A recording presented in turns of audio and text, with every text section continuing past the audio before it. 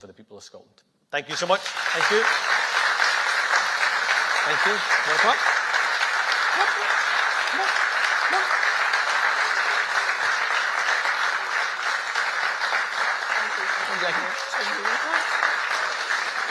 Give your best friend a wave. Give your best friend a wave.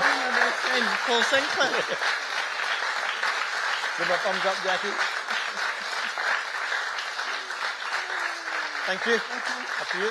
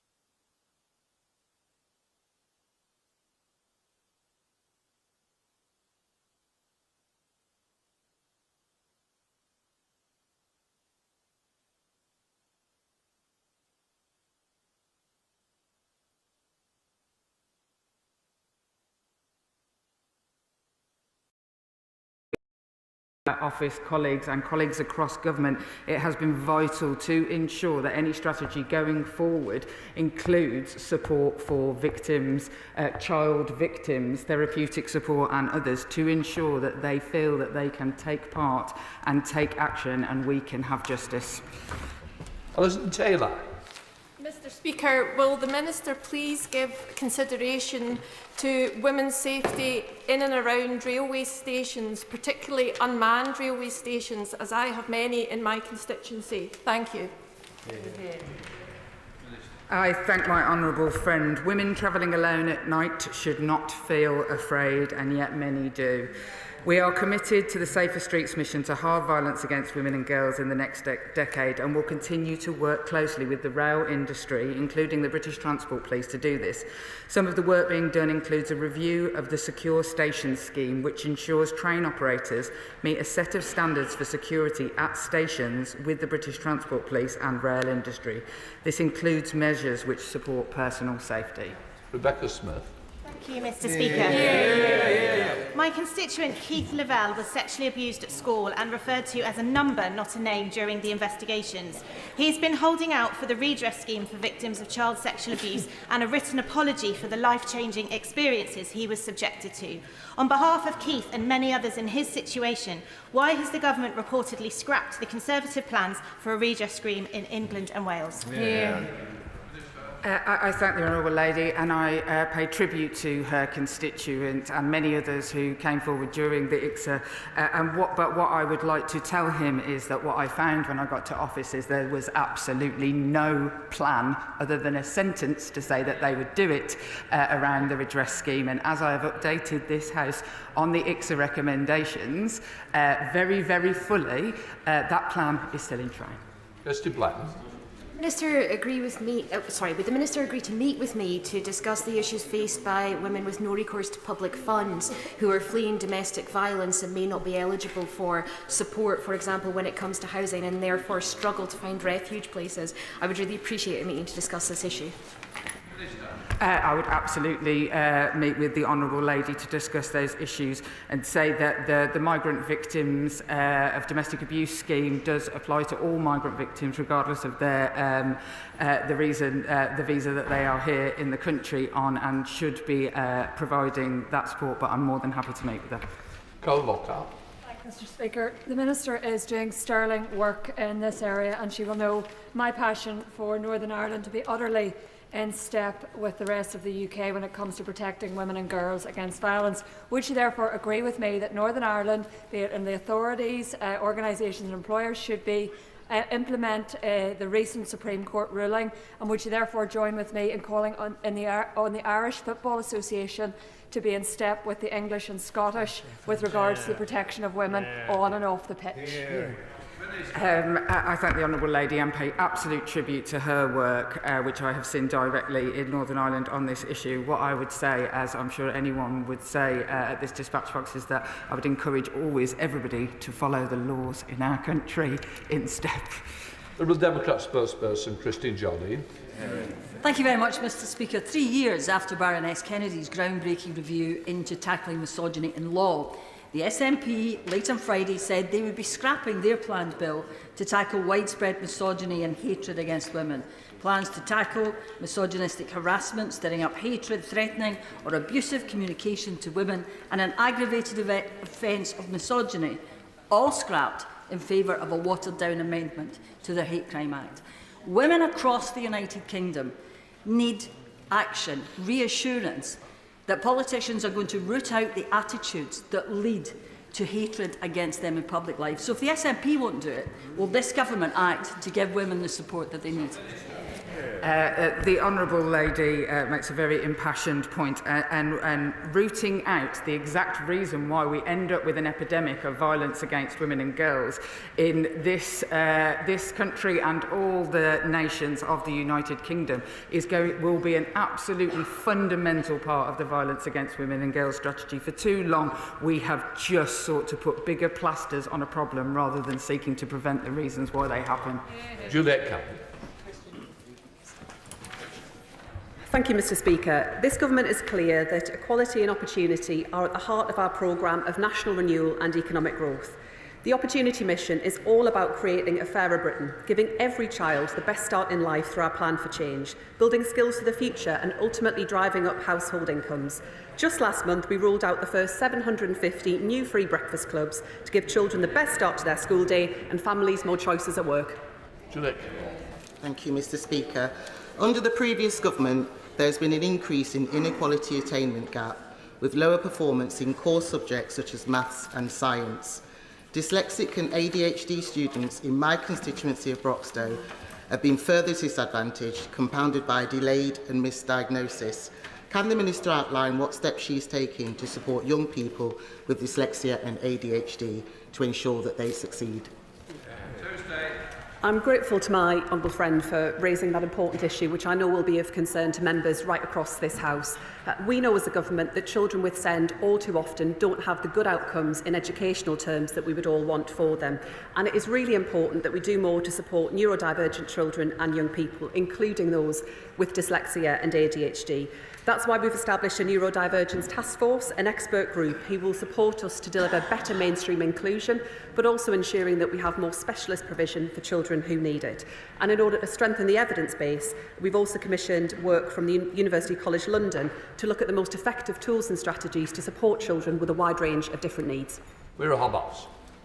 Speaker, my constituents in Bath repeatedly raised the lack of affordable childcare with me as a key factor driving the gender pay gap. To give families real choice in those crucial early months, will the government consider increasing paternity pay to 90% of earnings with a cap of higher earners?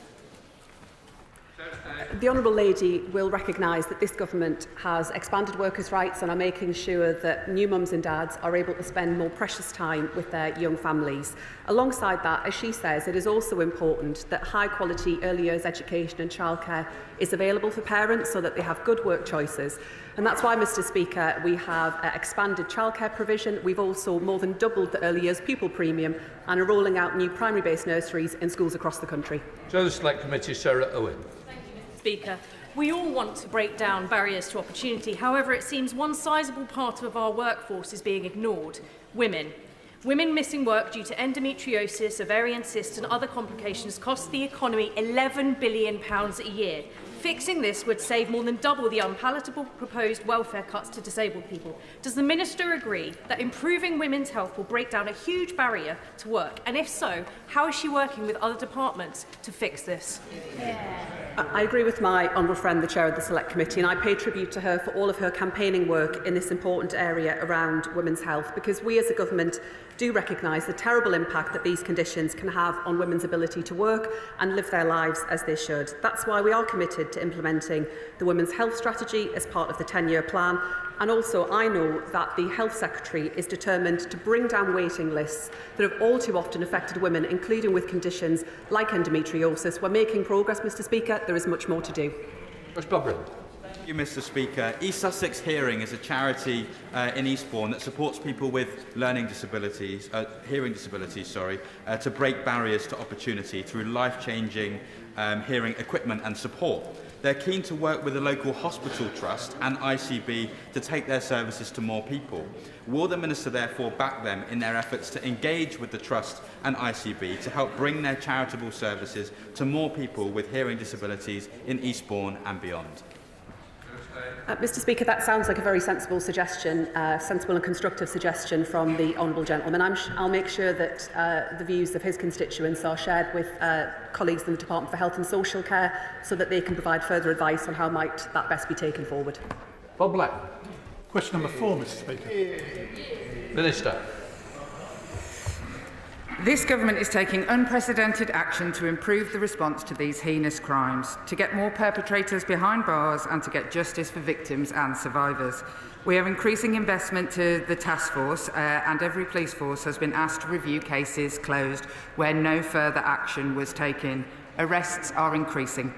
We are expanding victims' rights to review. Crucially, we are introducing the new long-overdue mandatory reporting duties and the new statutory aggravating factor for grooming offences. Thank you, Mr Speaker. In previous parliaments, the Housing, Communities and Local Government Select Committee did inquiries into both Rochdale and Rotherham, amongst other towns, where sex grooming has taken place. We now know that that's a nationwide problem. We heard from Dame Louise Casey, that there was a problem with Pakistani men and their culture, and also the victims being predominantly white girls who were in council care. The problem now is that this seems to be, as I say, a nationwide problem, and that we have evidence not only that council staff, councillors, social workers and possibly the police have been complicit or at least turned a blind eye to it. Given these circumstances, local inquiries are not going to be good enough. So will she now call for a national inquiry, judge-led, with witnesses being required to give evidence under oath, so those people that turned a blind eye can actually be brought to justice? Just to answer the final point, national statutory inquiries don't actually send anyone to prison, just to be clear on that. And he mentions Dame Louise Casey, who is absolutely rightly in her work in Rotherham, and others work in Rochdale. And the reason that we know about some of the terrible behaviours is because of those brilliant local inquiries undertaken in those towns. And Louise Casey is currently doing a national audit that will report shortly. Ms Davis, Shadow Secretary of State. Despite what the Prime Minister has said, Speaking out for rape gang victims is not jumping on a far-right bandwagon. Yet yesterday it's reported that Number 10's interim spokesperson said it's obviously disappointing to see people weaponising rape gangs for political point scoring. Mr. Speaker, I ask, how does this square with the harrowing personal testimony from Jade, Chantal, Scarlett, Erin and Steph in Anna Hall's Channel 4 documentary aired last week, where concerning questions continue about councils, police, schools, social workers and children's homes. In these reported up to 50 communities where vulnerable girls who are underage, exploited children were unbelievably labelled as promiscuous or child prostitutes.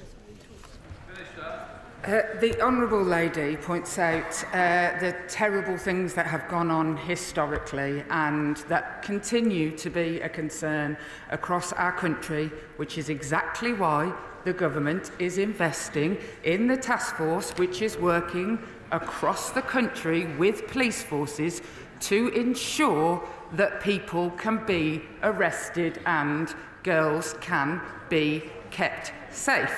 Arrests have gone up. Everybody thinks this issue is a terrible one. Absolutely everybody does. And I remind the Honourable Lady of a Prime Minister who she served as gladly served as a Women and Equalities Minister, who said looking into these historic cases was spaffing money up the wall. Ms Davies. You're in government now. A year. What an awful report. As a child, Jade got a criminal record during her own abuse and exploitation, and now cannot attend her own children's school trips. Chantal rightly said, "We're not the problem, the men are the problem."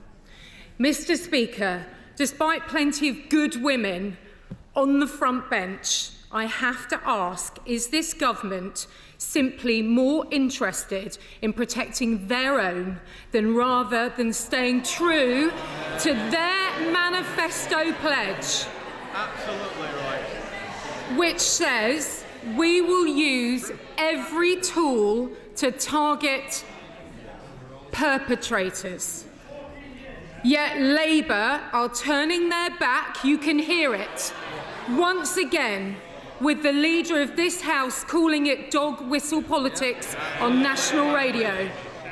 So why won't this minister and her front bench commit to deliver a proper national statutory public inquiry and finally put victims first? I will absolutely protect my own in this. And my own in this are the women in our country who for the last 14 years have had no effort made. And people say terrible things, and the Leader of the House was right to apologise.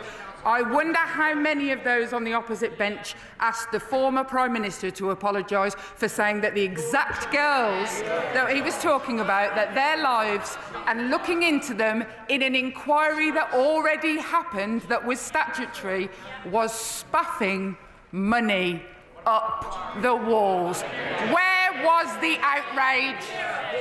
Sonia Kumar. Question number 5, Mr. Speaker. Minister. Mr. Speaker, a £250 billion boost could be added to the UK economy if women are given the same opportunity as men to start and scale their business. That's why it is a priority for this government to increase access to capital for women-led businesses, and that we continue to work, as the Chancellor has also outlined, on the Women's Business Council work, the Invest in Women's Task Force, and with supporting the FTSE Women Leaders programme. We have also backed the Invest in Women's Task Force, which launched an initial £255 million fund with a £50 million commitment from the British Business Bank to be invested via female investors into women-led businesses. Mr Speaker, for every £1 of equity funding, only 2p goes to fully female-funded businesses, a figure that has barely shifted in recent years, and that closing this gap could unlock up to £250 billion for the UK economy. Can the Minister outline what further steps the Department will take in collaboration with the Treasury, DBT, to address this persistent inequality and support female entrepreneurs for scaling their businesses? Mr Speaker, my honourable friend is right. For too long, innovative women-led start-ups have been held back due to a lack of finance, with the proportion of equity capital investment going to all female founder firms stuck at around 2% in the UK for the last decade. Alongside the Invest in Women Task Force, the Department for Business and Trade is leading on the Investing in Women Code, working with finance providers to increase access to finance, resources and networks for women-led businesses. I want to see us use the talents of all business leaders to support female entrepreneurs, which is right not just for women, but for the whole economy. I thank the Minister for her answer. Minister, in my constituency of Strangford, there are many women who have started their own businesses. There has been a problem. It's been getting access to the finance to actually make it happen. Venture capital will make that happen. To ensure that ladies and women have the same opportunities as men, just because they're a different sex doesn't mean they're any less able to do that job. Can the Minister ensure that the venture capital will be available in Northern Ireland for my ladies in Strangford, for my ladies and my women in Northern Ireland? I thank the honourable gentleman for his question. The funding will be available to women-led businesses in his constituency, and it is absolutely right that we continue to support the work of the Women's Business Council and others to make sure that we are looking at all we can do to support women in businesses and to come forward to start their own enterprises. Ollie Glover in Topicals. Number one, Mr Speaker. Sarah Stay. Mr Speaker, this government is taking decisive action to deliver our plan to make work pay, putting more money back into people's pockets. The Office for Equality and Opportunity recently launched a public consultation on mandatory ethnicity and disability pay gap reporting and a call for evidence on other measures to improve security at work for everyone and to tackle unequal pay. We will work in partnership with business to deliver this government's plan for change. Thank you, Mr Speaker. Many constituents have written to me to express their concern on the recent UK Supreme Court ruling relating to the legal definition of a woman. It has left the already vulnerable members of the trans community feeling uncertain about how they will be able to go about living their day-to-day lives. What steps is the Minister taking to work with her colleagues in other departments to provide further guidance and clarity on what this judgment means in practice? Mr Speaker, you will know that I made a statement to this House setting out the government's position where we welcome the clarity of the Supreme Court ruling. I should also stress that, of course, everyone within our country deserves to be treated with dignity, respect and compassion, and trans people continue to enjoy protection from harassment and discrimination under the law. We are working with the EHRC on their code of practice, which they will set out in due course following consultation.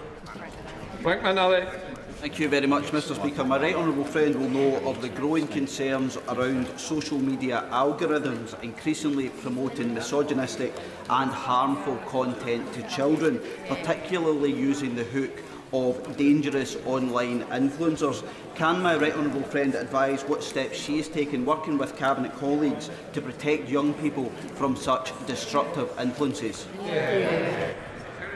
I know my honourable friend raises a concern shared by many across this House and the crucial importance of rooting out misogyny, whether it's online or offline. I'm working with colleagues across government to tackle these dangerous attitudes. We are looking, for example, through the Department for Education at bringing forward updated RSHE guidance to make sure we can use that to prevent and tackle misogyny. But alongside that, I know that my colleague, the Science and Technology Secretary, is determined to go further and faster to make sure that children are protected online. Shadow Minister Ms Badenoch. Thank you, Mr Speaker. I'm a great believer that Britain is one of the greatest meritocracies in the world, where certainly, at least in our party, you can rise to the very top, irrespective of your race, your religion or your gender. The government's consultation on reforming equality law is a litany of activist demands and bureaucratic burdens with no proof that any of these measures will reduce inequality. So why is the government so determined to divide people into boxes on the basis of race instead of promoting equality of opportunity for all? Mr Speaker, this Labour government is determined to break the link between background and success. So where you are from does not determine what you are able to go on and achieve, and that everyone has the chance to get as far as their hard work and their talent will take them. We do believe it is important that we tackle some of the unacceptable gaps that we see around access to employment and pay for people from minority ethnic communities and also disabled people too. And that's why we are consulting on this, working with business, and we want to get this right. Mr Speaker, the Tories shamefully left the gender pay gap persistently high. Does the Secretary of State agree that Labour's childcare expansion, free breakfast clubs and new nurseries will drive up women's incomes and work choices because they are disproportionately more affected by caring responsibilities? Mr Speaker, I agree with my honourable friend. This Labour government is determined to make sure that all women have choices where it comes to balancing work and family life. And that's why, Mr Speaker, we are expanding access to childcare through new free breakfast clubs, new primary-based nurseries, and I'm delighted that in my honourable friend's constituency, his constituents will benefit from one of those new free breakfast clubs.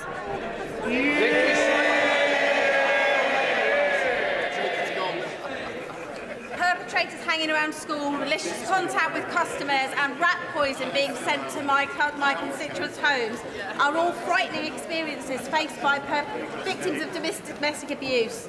But police responses are inconsistent even when perpetrators are on bail.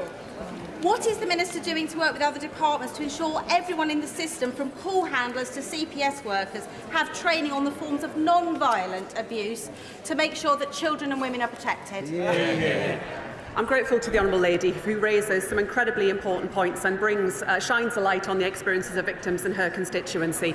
This government is determined to halve violence against women and girls. That's why, as my honourable friend the Minister set out earlier, we're taking a range of actions right across government. We, of course, are always happy to consider further areas where action is needed so that all women and girls are able to live free from abuse and intimidation within our society. Dr Becky Cooper. Thank you, Mr Speaker. This week we celebrate the International Day of Midwives. Midwives are an essential part of ending inequity in maternal health, delivering life-saving community-based care. Will the Minister please commit to working with the Minister for Health to ensure that our 10-year health strategy and NHS workforce plan puts in adequate resources into overstretched maternity units in many often deprived parts of our country? Yes, I'm happy to give my honourable friend that commitment. I know how seriously the Health Secretary takes this issue because he knows, as I do, that too many women have been failed by poor maternal care, enduring traumatic experiences, and all women deserve safe, compassionate care in those very difficult, often quite difficult times that they can experience. That's why we are committed to training thousands more midwives, and through our NHS 10-year plan, we will ensure that there is equitable access right across the country for all women as they experience pregnancy and childbirth. We now come to Prime Minister's questions. Matt Bishop. Question number 1, Mr Speaker. Thank you, Mr Speaker. Rising tensions between India and Pakistan will be of serious concern for many across Britain. We are engaging urgently with both countries, as well as other international partners, encouraging dialogue, de-escalation and the protection of civilians. Mr Speaker, Britain will fall silent tomorrow to mark the anniversary of VE Day.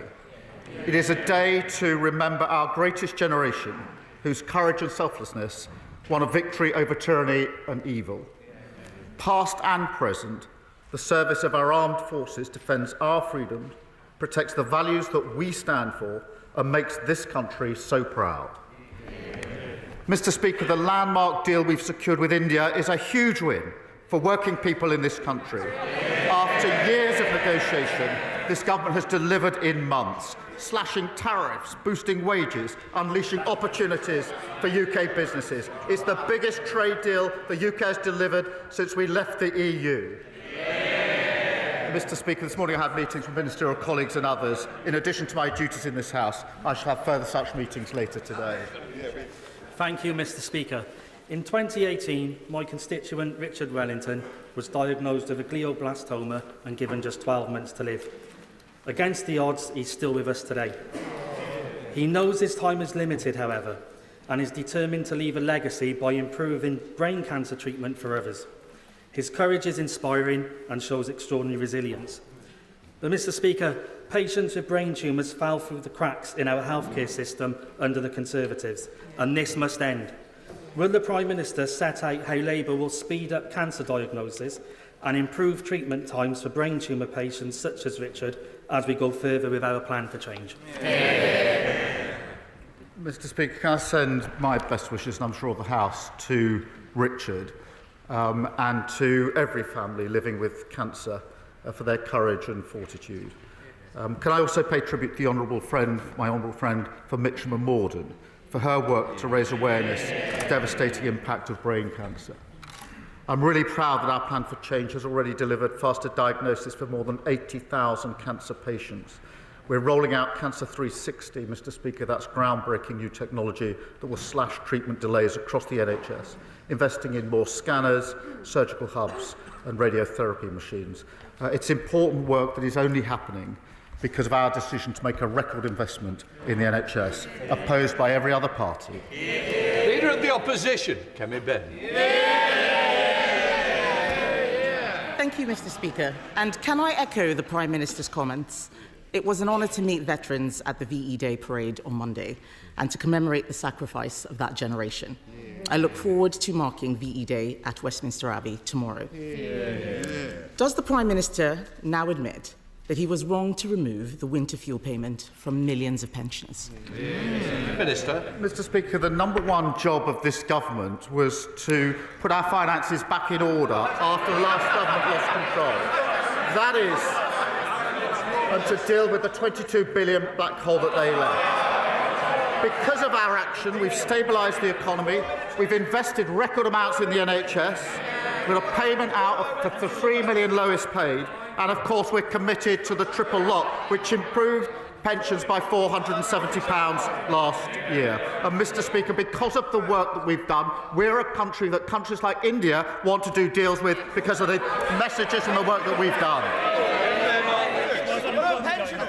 Mr Speaker, the only black hole is the one the Prime Minister is digging. This issue affects some of the poorest and most vulnerable pensioners.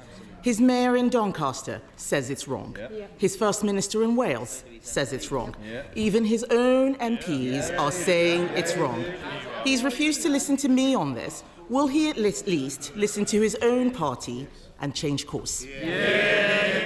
Mr Speaker, let's spell this out. All the parties opposite would take this country back to where it was a few years ago. Broken public finances, interest rates through the roof, NHS waiting lists at all-time high. Because no other party in this House is prepared to say how they would put the finances straight. No other party is saying how they would invest in our NHS and public services. No other party is focused on the long-term prosperity of Britain. No one on this side, Mr Speaker, is denying how big the challenges that we face, but no one on that side of the House is even prepared to take those challenges on. Mr Speaker, we wouldn't balance it on the backs of pensioners. Pensioners are poorer and colder because of his decisions. All the while, energy has got more expensive for everyone. Why has the Prime Minister broken his promise to cut energy bills by £300? Mr Speaker, the way to bring energy bills down for good is to deliver cheap, clean, homegrown energy. And in the meantime, we've extended the Warm Homes discount to 6 million households, 1 in 5 families. That's £150 off the bills next winter. But what won't bring energy bills down is the Leader of the Opposition's policy, leaving us hooked on fossil fuels at the mercy of dictators like Putin. I'll tell you what else won't bring bills down. It's them blocking every infrastructure that's needed in their own backyards. They balance the books, they crash the economy on the backs of millions of working people in this country. That's why they delivered the verdict they did at the last general election. Mr Speaker, the Prime Minister talks about clean energy. We have the second highest amount of renewables on the grid in Europe, and yet we still have the highest energy bills. This is not about clean energy. The Prime Minister has broken another promise. He won't admit it, but isn't the truth that he can't cut energy bills because of his net zero policy? energy bills on fossil fuel have fluctuated massively in the last 3 years because we're exposed to the international market. The only way to get bills down is to go to renewable energy. It's something she used to believe in, Mr. Speaker. Mr. Speaker, I've got the Shadow Chancellor here, his previous words. Net zero, the shift must happen now as a matter of urgency. His words, it's no longer an environmental issue. Energy independence should be reviewed as part of our national security. He must have our lines, I think, Mr. Speaker. But what about the Leader of the Opposition herself? This is what she said. We believe that green trade and investment will be the future-proofing force that will help us create better tomorrow.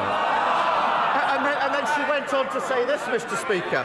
It's long-term investment in nuclear and renewables that will reduce our dependencies on fossil fuels and keep down consumer costs. Now, she's got a reputation, apparently, for straight talking. She was right then, wasn't she? Mr. Speaker, this approach to net zero is irrational. It's doomed to fail. Those aren't my words, they're Tony Blair's. He wants to throw words back, he should speak to him.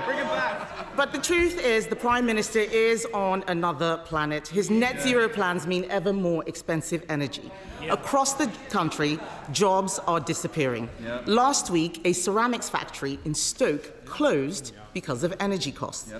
This morning, 250 more job losses have been announced in the North Sea. And yet, the amount of gas the UK is importing is doubling. So why is he shutting down the North Sea rather than getting our oil and gas out of the ground and making energy cheaper? Mr. Speaker, as I've said many times, oil and gas will be part of the mix for many decades to come. But net zero, Mr. Speaker, is an opportunity to be seized. We've had over £43 billion invested since July of last year in clean energy. That's good for the economy, good for business, good for jobs, apprentices and growth. Mr. Speaker, the global race is on for the jobs of the future, and I believe Britain can win that race. The Leader of the Opposition, I don't think, is yet a climate denier, but she's a climate defeatist. She doesn't believe in Britain's ability to win the race for our economy, businesses and jobs. And they've never backed Britain. There's nothing patriotic about that. Mr. Speaker, he's got no answer, but he couldn't even bring himself to say something. He couldn't even bring himself to say something to the 250 people who found out that they lost their job this morning. The fact is, pensioners are poorer and people are being laid off. From winter fuel to net zero, his energy policy is a disaster and everyone knows it. We know it, the public know it, the unions know it, his MPs know it, even Tony Blair knows it. His only answer is to go further and faster in the wrong direction. Why should we all suffer because he won't admit he has got this wrong? Mr. Speaker, of course nobody wants to see job losses, but she should address her comments to the tens of thousands of men and women in this country working on renewables for the future of our country and tell them that she doesn't want that. That is anti-growth, anti-jobs and anti-working people. But every week, Mr. Speaker, she comes along to talk the country down, to cart from the sidelines. She can't even bring herself to celebrate the deal we've done with India. They took 8 years fiddling around and got absolutely nothing. We've delivered the best deal since we left the EU, the most ambitious deal for India, which has been measured in billions of pounds into our economy and thousands of jobs in the country. She should be welcoming that. Thank you, Mr. Speaker. UK automotive faces major challenges, and Trump's tariffs are the latest crisis to hit the industry. Investment and jobs are now on the line, from Mini to McLaren, Aston Martin, Jaguar Land Rover, and many others. Will the Prime Minister continue to make their case in his talks with the US regime and remain a champion for this vital sector, unlike the Honourable Member for Clacton, who believes that Jaguar deserves to go bust? Mr. Speaker, he makes a very good point. We are backing British car companies like JLR, and our India trade deal will see tariffs slashed for car sales, and that is good for British jobs. And the criticism on the double taxation is incoherent nonsense. It's a benefit to working people. It's in the agreements that we've already got with 50 other countries. And if the member for Clacton or the Leader of the Opposition is seriously suggesting that they're going to tear up agreements with 50 other countries, create a massive hole in our economy, they should get up and they should say so. Leader of the Liberal Democrats, Ed Davey.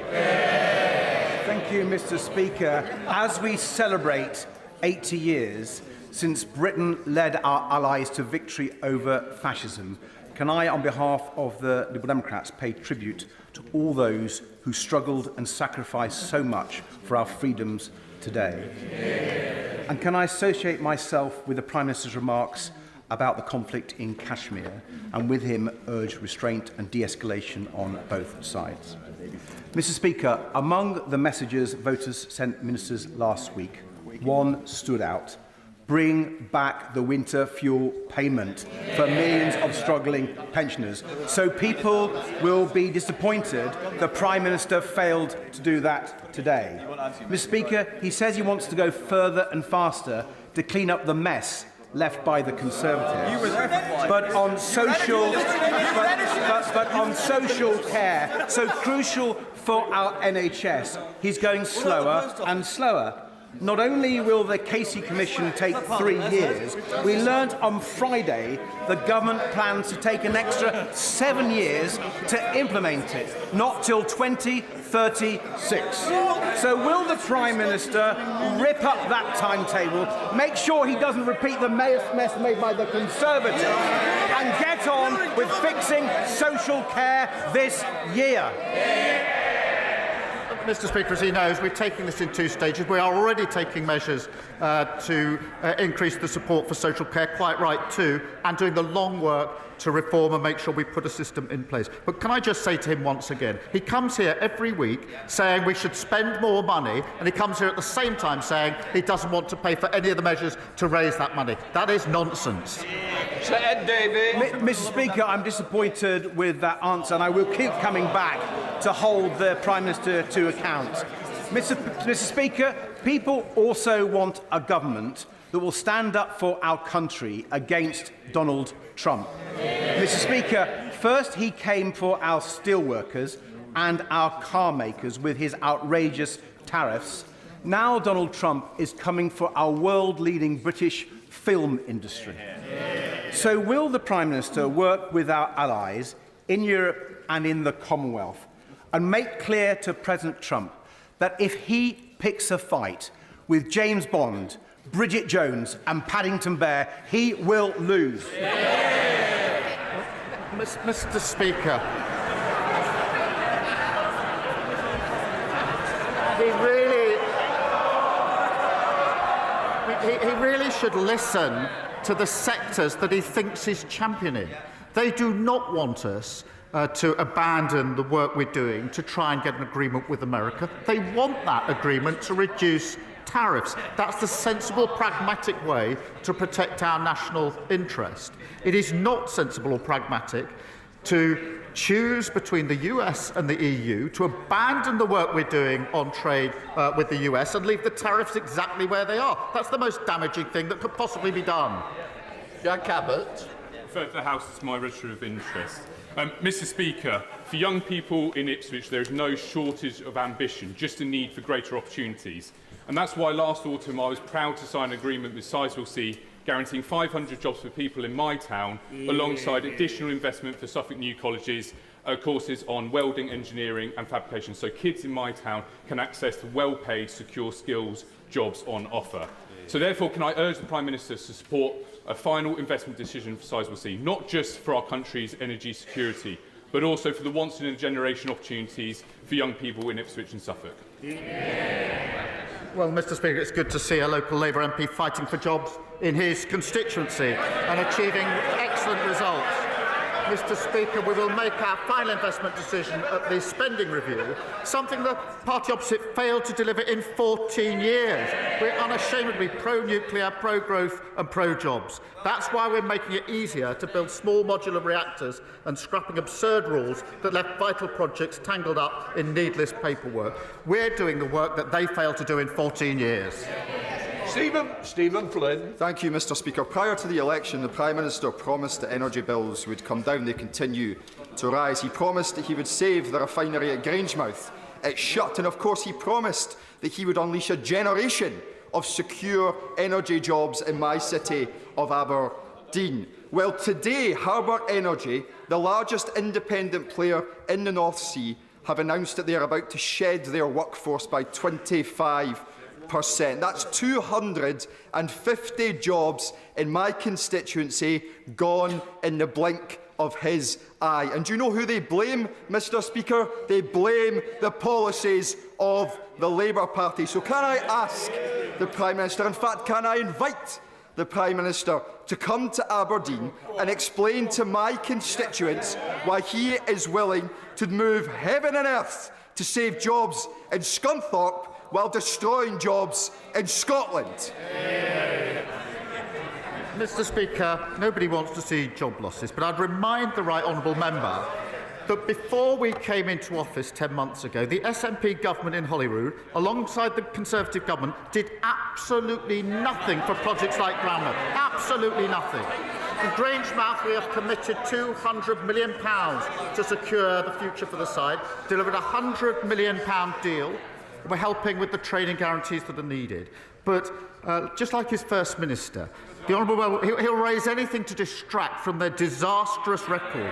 Almost 1 in 6 Scots stuck on an NHS waiting list, standards and violence in Scottish schools, over £1 billion cut from local government. We gave them the biggest settlement since devolution. They've been in power for nearly 2 decades. They've got absolutely nowhere to hide their appalling record. Thank you, Mr. Speaker. Can I thank the Prime Minister for recently visiting the now royal port of Barrow in my constituency to lay the keel for the new Dreadnought-class submarines recently. He will have seen how proud we are to build our nuclear deterrent, which keeps us safe. As we move forward with our plans for change, does the Prime Minister agree with me that Barrow and Furness can provide a blueprint for the whole country with defence investment, creating jobs, growth and prosperity in communities right across the UK? She's absolutely right, Mr. Speaker. Royal Barrow is a model for how defence can be a catalyst for the skilled, well-paid jobs right across the United Kingdom. And I was proud and humbled to thank the crew of the Vanguard submarine returning home after months away, including 4 of those on board who are returning to their newborn children. That's the change that will come from spending 2.5% of GDP on defence for the first time since the last Labour government. Extra investment in Barrow has been made possible by my honourable friend and this government because the party opposite made promises, but as usual, they never ever set the money aside. Thank you, Mr. Speaker. Ahead of the 80th anniversary of VE Day, may I thank the Prime Minister for his government's recognition of the highly dangerous and clandestine work of the 1,746 pilots and navigators who form the RAF's photographic reconnaissance squadrons and the 635 Buckinghamshire-based photographic interpreters, often forgotten, by marking their service with a national memorial near the Churchill War Rooms. They had a near-death rate of 50% and only 2.5 months life expectancy. But they still captured 26 million images of enemy operations, providing daily up-to-date intelligence via the interpreter's analysis to the strategists in the Cabinet War Rooms for all our armed forces. I'd ask the Prime Minister to join me when this national memorial is unveiled to pay our respects to the likes of the late Captain Wilfred Bruce Tilley, DFC, of Axbridge in my constituency, and the other amazing young men and women whose work was so critical to the safety of millions of people in this country and elsewhere. Well, can I thank her for raising this really important issue? And I'm sure members across the House would support a memorial to the service and sacrifice of those veterans. The bravery and service of individuals like Captain Tilley and others in the photographic reconnaissance units and photographic interpreters saved the lives of many servicemen and servicewomen, and of course civilians, at the cost, as she rightly points out, of many casualties, in fact, of those units. So as we mark the 80th anniversary of VE Day, we will remember them who helped secure our greatest victory. Thank you, Mr. Speaker. Mr. Speaker, the London Borough of Hackney spends £54 million a year and rising on temporary accommodation. Not only is this costing the taxpayer dear, but it's wrenching families apart, communities rent asunder, schools are closing, and families are living in hostels in overcrowded rooms or far-flung out of London. I welcome our pledge to build 1.5 million new homes. Will the Prime Minister reassure my constituents that social housing is a priority for him? Well, she's absolutely right. Families are desperate for security of their own home, and we are delivering the biggest boost to affordable and social housing in a generation, backed by an additional £2 billion of investment. And that and our reforms will supply our ambitions to build 88,000 new homes across London, including in her constituency. Mr. Speaker, at the same time, we're tackling the root causes of homelessness and, of course, scrapping Section 21 evictions. Savage. Thank you, Mr. Speaker. Under the Conservatives, inequality has surged, with now over 14 million people, including 2,000 children in the South Cotswolds, now living in poverty, while the richest 1% see their incomes soar. Of the developed countries, we are now the 9th most unequal. Will the Prime Minister listen to the Liberal Democrats, the public and many of his own Labour backbenchers and commit to reversing changes such as PIP, the winter fuel allowance and two-child benefit cap, and introduce clear poverty reduction targets to ensure that any economic growth benefits those who need it most? Well, she's right to raise the appalling record of the last government, which saw 900,000 more children in poverty. Mr. Speaker, we're already delivering 750 free breakfast clubs, boosting the minimum wage for over 3 million. That's the lowest paid workers in our country. And the Child Poverty Task Force is looking at every lever that can be pulled. I'm very proud of the last Labour government's record on tackling poverty, and will continue to do that in this government. Lady Stewart. Mr. Speaker, last month's data showed the NHS lists in Wales fell by 3 months in a row. In England, the waiting lists have fallen by 6 months in a row. In Scotland, after nearly 20 years in charge, the SNP government have left our NHS on its knees. Instead, remarkable acts of charity from rock legend Rod Stewart are helping people to get the care they need. Will the Prime Minister agree with me that Scotland needs a new direction so that my constituents in Ayr, Carrick and Cumnock don't rely on charity for their health care? Well, I thank her for raising this issue. The contrast, as she points out, is stark. In England and Wales, waiting lists are falling, with over 3 million extra appointments already delivered. In Scotland, the SNP they've just introduced, Mr. Speaker, their 5th NHS recovery plan in just 4 years. They've had the biggest budget settlement since devolution. Nearly 2 decades in power, they've still no idea how to fix the NHS, and they've run out of excuses. Sean Burry. Mr. Speaker, VE Day marked the end of horror in Europe, and afterwards our post-war expansion of welfare benefits was something truly principled from Labour. So, given the real fear felt by disabled people in Brighton Pavilion and across the nation, will the Prime Minister agree that now is the time to be principled again and restore their support, not make his MPs vote to restrict it? Well, I thank her for raising the record of the post-war Labour government, a great reforming government. Mr. Speaker, the principles remain the same, which is those that need support and protection should have that support and protection.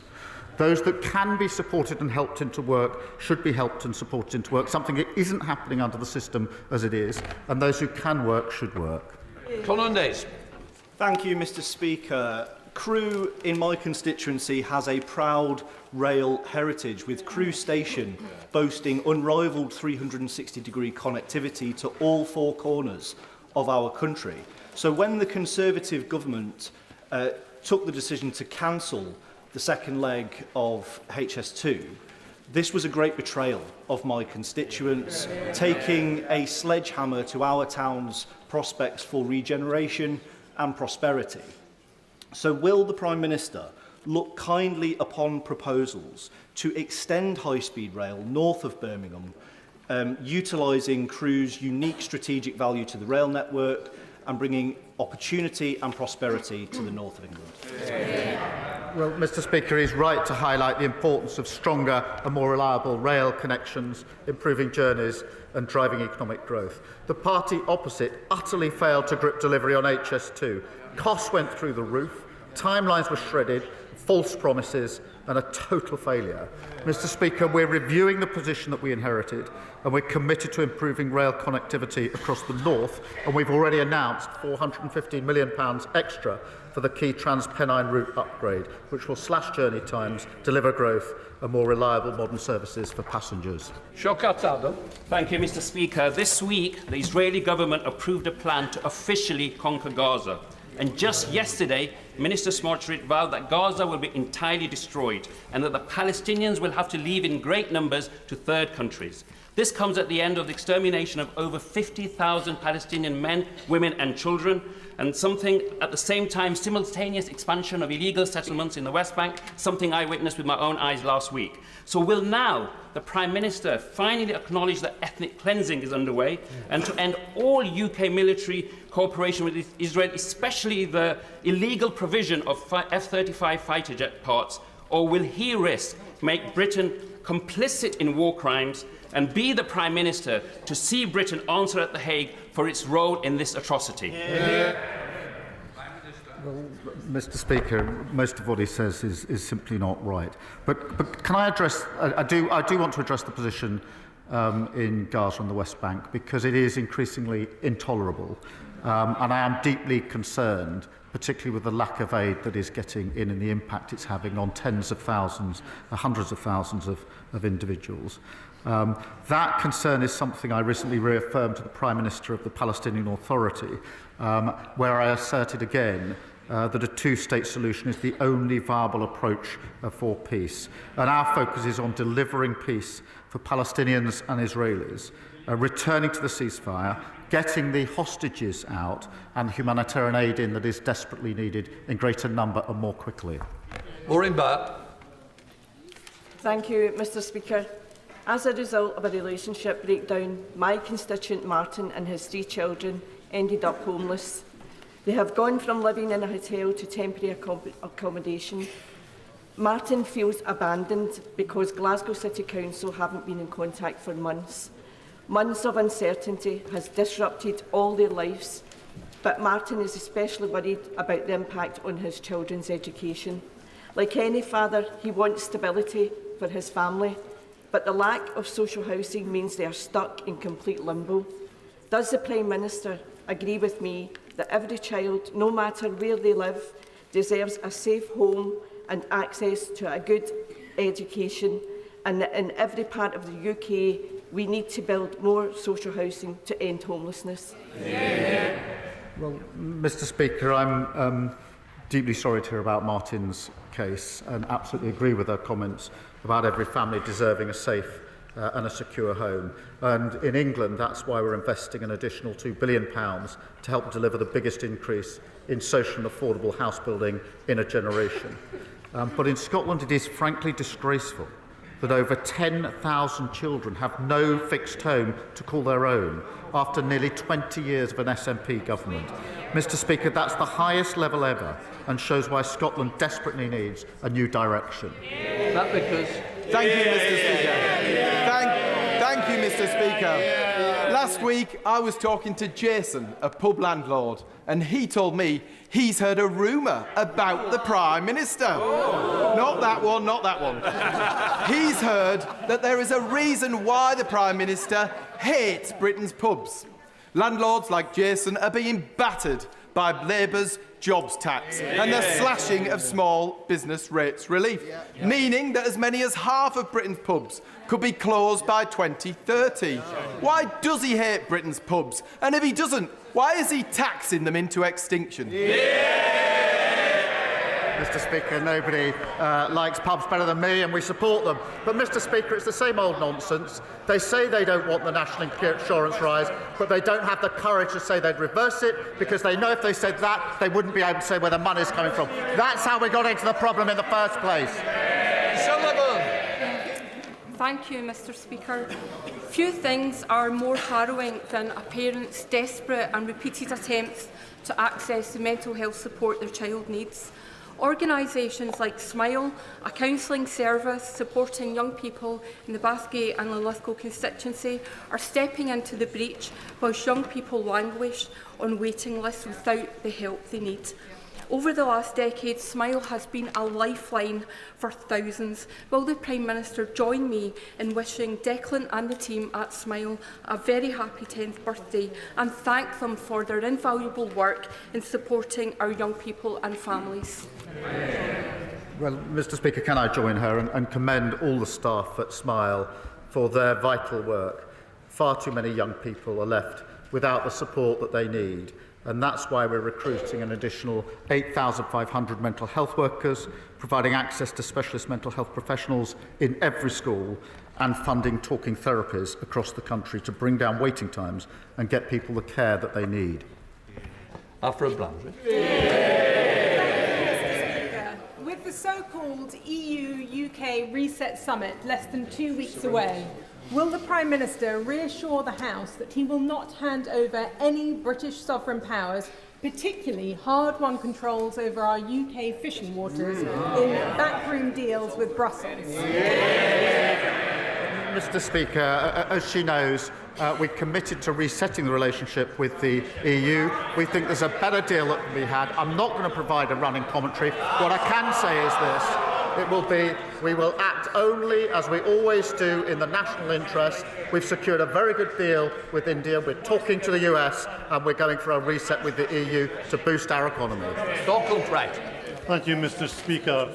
As you know, I'm alarmed by news that the Press Association, which assiduously covers our exchanges here, may cut back its dawn to dusk coverage through redundancies. Now, Hansard faithfully records our words, but it's reporters in the press gallery which bear witness to the human drama here. And no amount of AI will replace the human eyes in the press gallery. Will the Prime Minister join me and my honourable friend from Rochdale in calling on the newspapers and media outlets which fund the Press Association to hold the front page and reconsider these rash moves?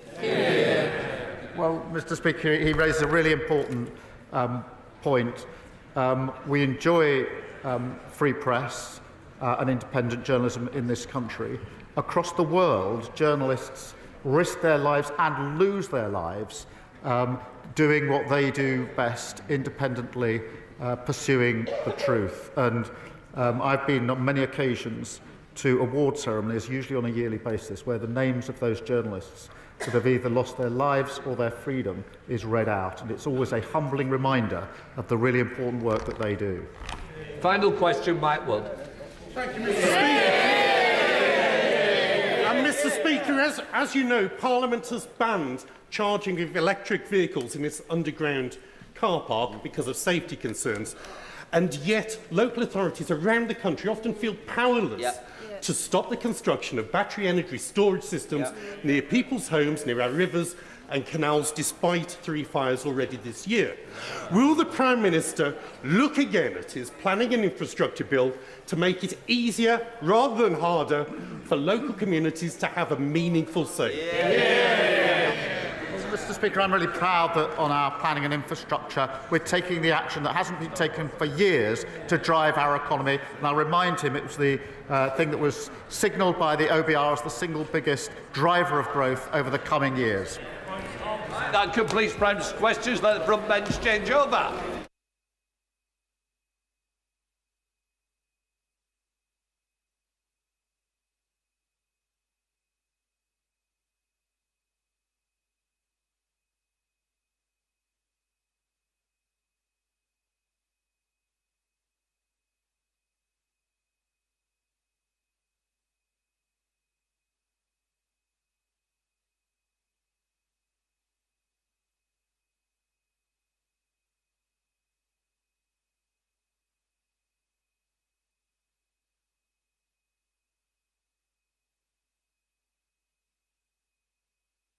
Right, we now come to the urgent question. Stuart Andrew. Thank you, Mr. Speaker. To ask the Minister if he will make a statement on the potential implications for the UK film industry of the United States' proposed 100% tariff on foreign-produced films. Minister Bryan. Thank you, Mr. Speaker. As the House will be aware, President Trump announced on Sunday that he had authorised the Commerce Department to initiate tariffs on all movies produced in foreign lands. He has made other comments since. This is a very fluid situation, and we will continue to take a calm and steady approach. I spent most of Monday talking to UK and US filmmakers and the General Secretary of BECTU, amongst others, and I can tell the House that we are already in active discussions with the top of the US administration on this subject. We are working hard to establish what might be proposed, if anything, and to make sure our world-beating creative industries are protected. We're absolutely committed to ensuring the film industry can continue to thrive and create good jobs right across the UK. UK film and high-end television generated production spend of £5.6 billion in 2024, and we want to work with our domestic industry and international partners to continue to build on that success. We are absolutely clear that the deep ties between the US and UK film industries provide mutual benefits to both countries. Productions are, by their very nature, international partnerships, which are often developed and created across different countries and locations. Indeed, US movies are often multinational precisely because US movies earn far more overseas than they do domestically in the United States of America. The UK and the US both benefit when the likes of Star Wars and Mission Impossible are filmed in the UK, just as we both benefit from the close working relationship between our producers, talent and crew. Our countries have a long history of working together to drive the growth and creative success of our film and television sectors. From Cary Grant to Hugh Grant and Alfred Hitchcock to Christopher Nolan, British talent has often been at the forefront of the US sector, and I'm absolutely sure this will continue in the years ahead. I was once told by a film producer, never judge a film by the first 10 minutes. I think we can say the same of this.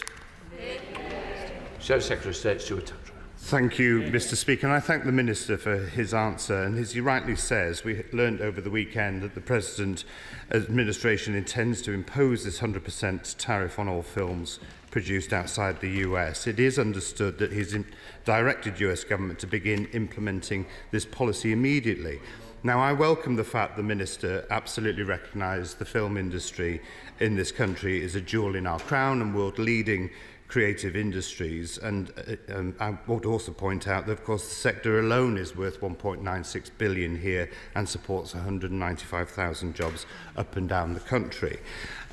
And, of course, it shows off our great British culture and values and the talent that we have, and also some of the most amazing settings for so many films of different genres. And I'm glad that they are working to ensure that all is done to give confidence to our directors, actors, screenwriters, producers, that they are thinking about them, because for both independent filmmakers and major, given they're still recovering after the COVID pandemic. But I have to say, it is disappointing that the government failed to start the negotiations with President Trump's team for 5 months after the election and fired Britain's top trade negotiator.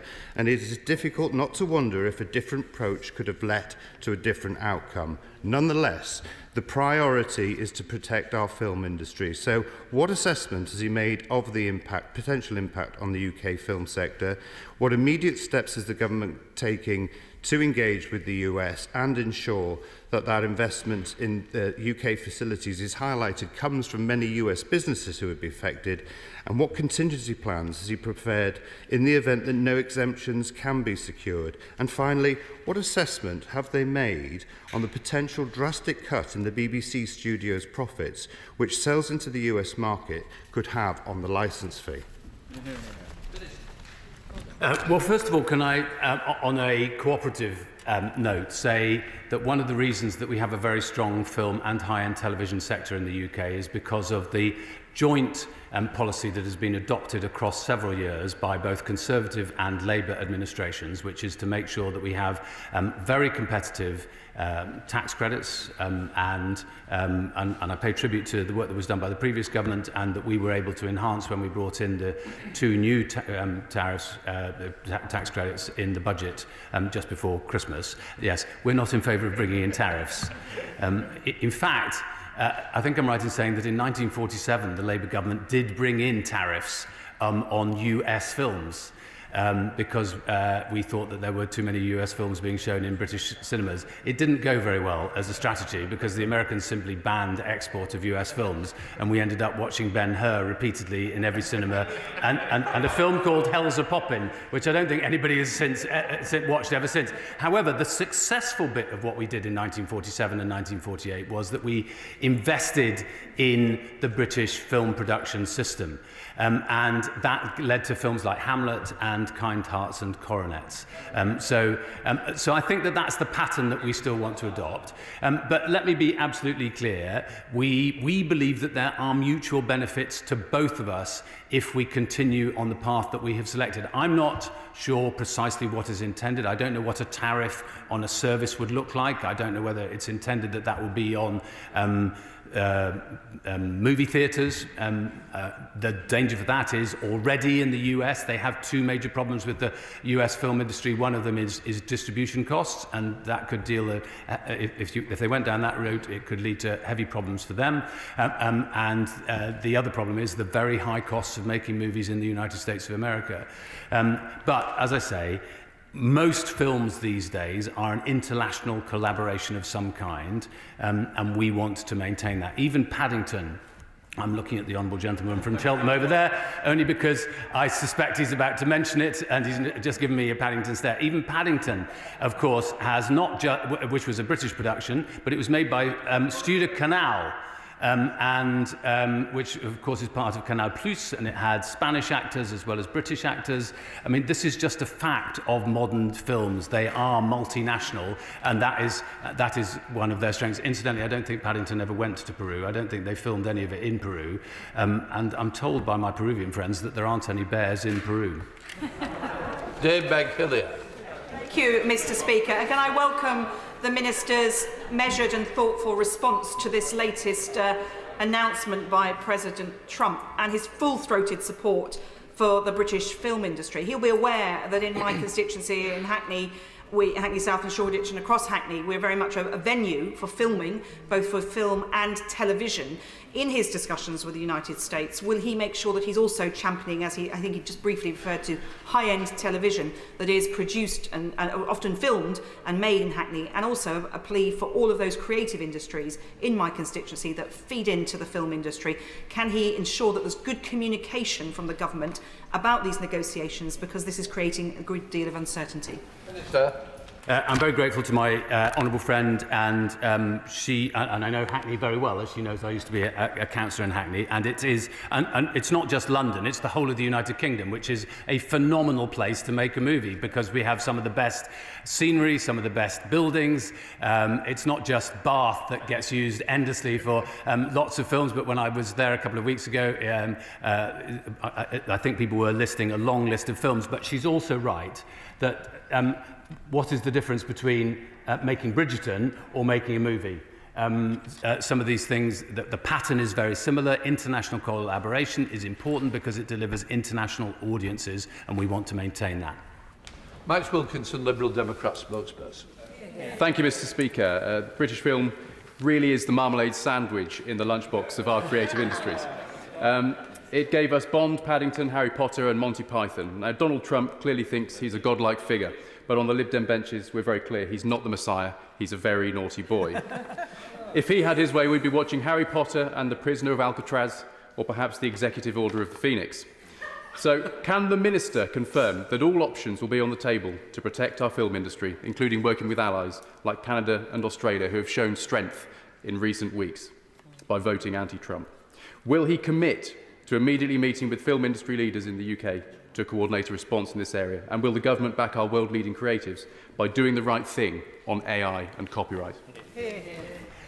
Well, I could have predicted half the question because I knew Paddington would get in there. But on the serious point, first of all, I am meeting with the industry tomorrow afternoon, and I look forward to understanding from them what precise concerns they may have, as well as the obvious concerns that all of us share.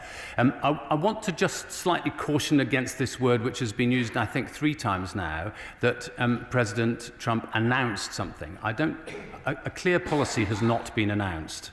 And I think we need to be just careful about that, because it's difficult to see, as I said earlier, how you would impose a tariff on a service or on films in this way. I want to be just careful and precise about the way we move forward on this. I've been asked, what are we doing? We've already had people in Washington, D.C. Talking with people in the Trump administration at the highest level, and we will progress that. Of course, we want to do everything we possibly can to preserve the strength of the industry. Joe Morris.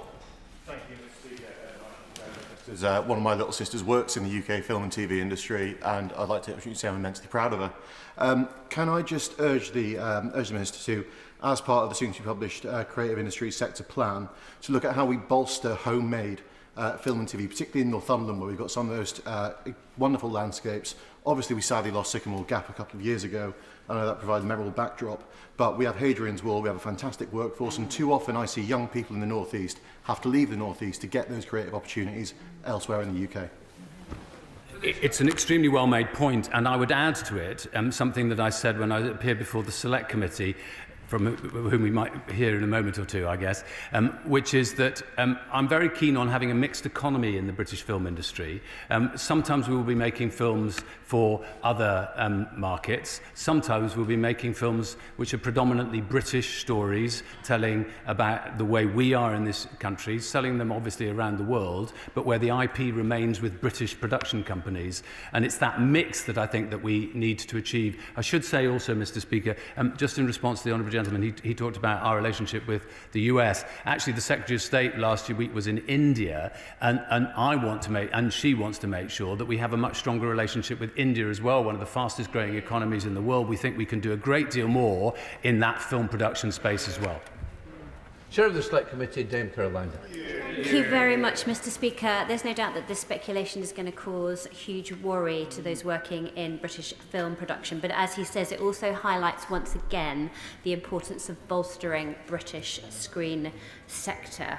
And we did recommend steps to deliver this in a very recent Select Committee report. Yet within days of publishing that report, his department had already asked for an extension with which to respond. And then this weekend, we heard rumours that the whole department is up for the chop under his government. And I'm not sure whether that's before or after he's sacrificed our creative industries on the altar of AI. So what I want to know from the Minister is, he's a brilliant communicator, and I know deep in his heart he cares passionately about this, but when is he going to show some grip and actually show some action on behalf of our world-leading creative industries, and in particular our screen sector? Well, I hope she would accept that there are areas where I have taken very deliberate action on the back of recommendations from her Select Committee, not least in relation to a levy on gig and arena tickets to fund support for small music venues. But I take her point. I wasn't aware that we'd asked for an extension. We will get on with providing a response to her as fast as possible. It was an excellent report. I've read it. There are lots of good things in there that I do want to take forward. We probably won't be able to do everything in it. But look, I think one of the things that is really important that we focus on is skills in the UK screen industry. This has been raised repeatedly with me. I want every kid in the country to have a chance to work in the creative industries, and including in film and high-end television. Many of them wouldn't even think that that was a possibility for them. So we need to transform that whole pathway into those skills in the industry, and I know that's one of the things that our Select Committee has raised. Peter Swallow. Thank you, Mr. Speaker. Whether it's because of the fantastic state-of-the-art Shinfield Studios just up the road, or access to fantastic filming locations like Swinley Forest and the Crown Estate, or because of our incredible transport links, Bracknell Forest is increasingly becoming a go-to location for the film industry. But just as the Minister's already touched on, we do need to see more emphasis placed on homegrown skills so young people in Bracknell can access the fantastic opportunities the film sector offers. So could he say a bit more about what this government is going to do to break down the barriers of opportunity into the film industry? Minister. Well, we have invested significant amounts of money already in the skills sector, and more came as a result of the budget this year.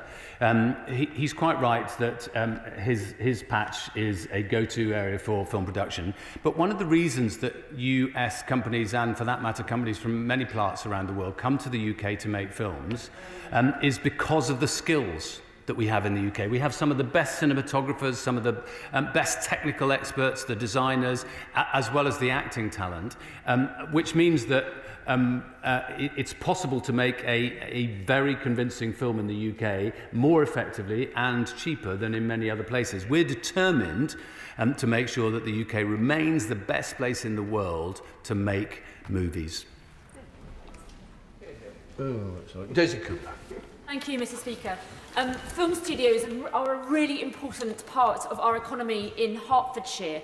And they give opportunities in terms of jobs, apprenticeships and work experience to people in my constituency of St Albans. Now, as the Minister has recognised, it's not remotely clear yet how these tariffs would actually operate, and many have said that they are unworkable. But if America does go ahead and we have to take action in this country to make sure our film industry is competitive, can I urge him to please look at the business rates regime with the Treasury? Nearby to me, Sky Studios in Elstree have seen their business rates go up by over 600%. They now account for 30% of their operating costs. So can I encourage the Minister to look at that as one measure that we can tackle to make sure that we protect our creative industries and film sector here in the UK? She makes a very good point, which has been raised with me by several others. Of course, we did make special provision in the budget, which to ensure that there's the business rates for studios are protected until 2034. I think that is a good measure. I know that some of the very large ones are finding it more difficult. I'm happy to continue looking at that. But let me just read a statistic that may be helpful. According to the Motion Picture Association of the United States of America, their report published in January this year says that in 2023, the US earned $22.6 billion in film and television exports, and its services trade surplus was $15.3 billion, or 6% of the total US trade surplus in services. I think it is mutually beneficial for the US and the UK to remain with the system that we have without tariffs. Chris Vance.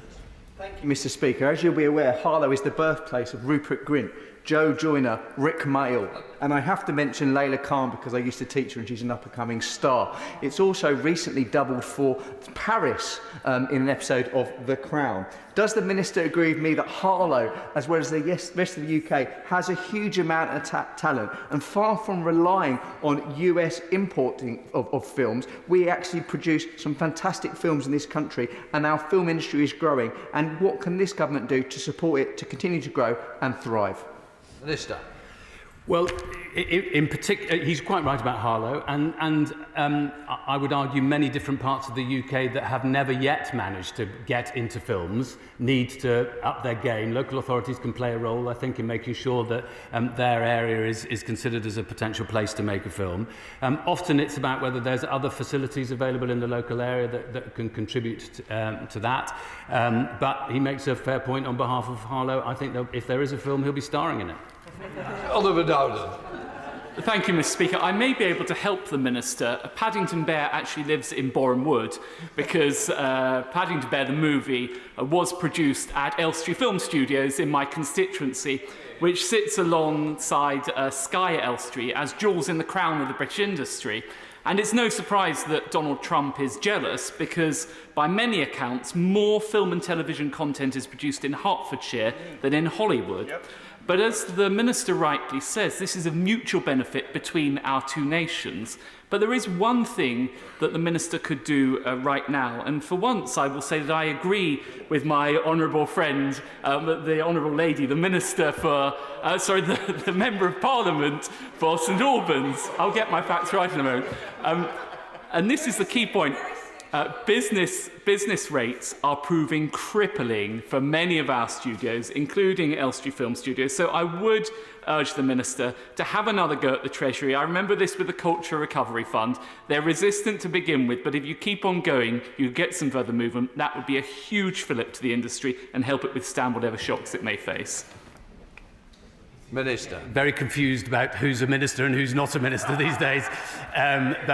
Look, I accept the point. It's clearly an issue. And in fact, I remember when we were in opposition, I was regularly knocking on the door of the shadow Secretary of State, trying to get him to do something to persuade the Treasury to do something about business rates at the time.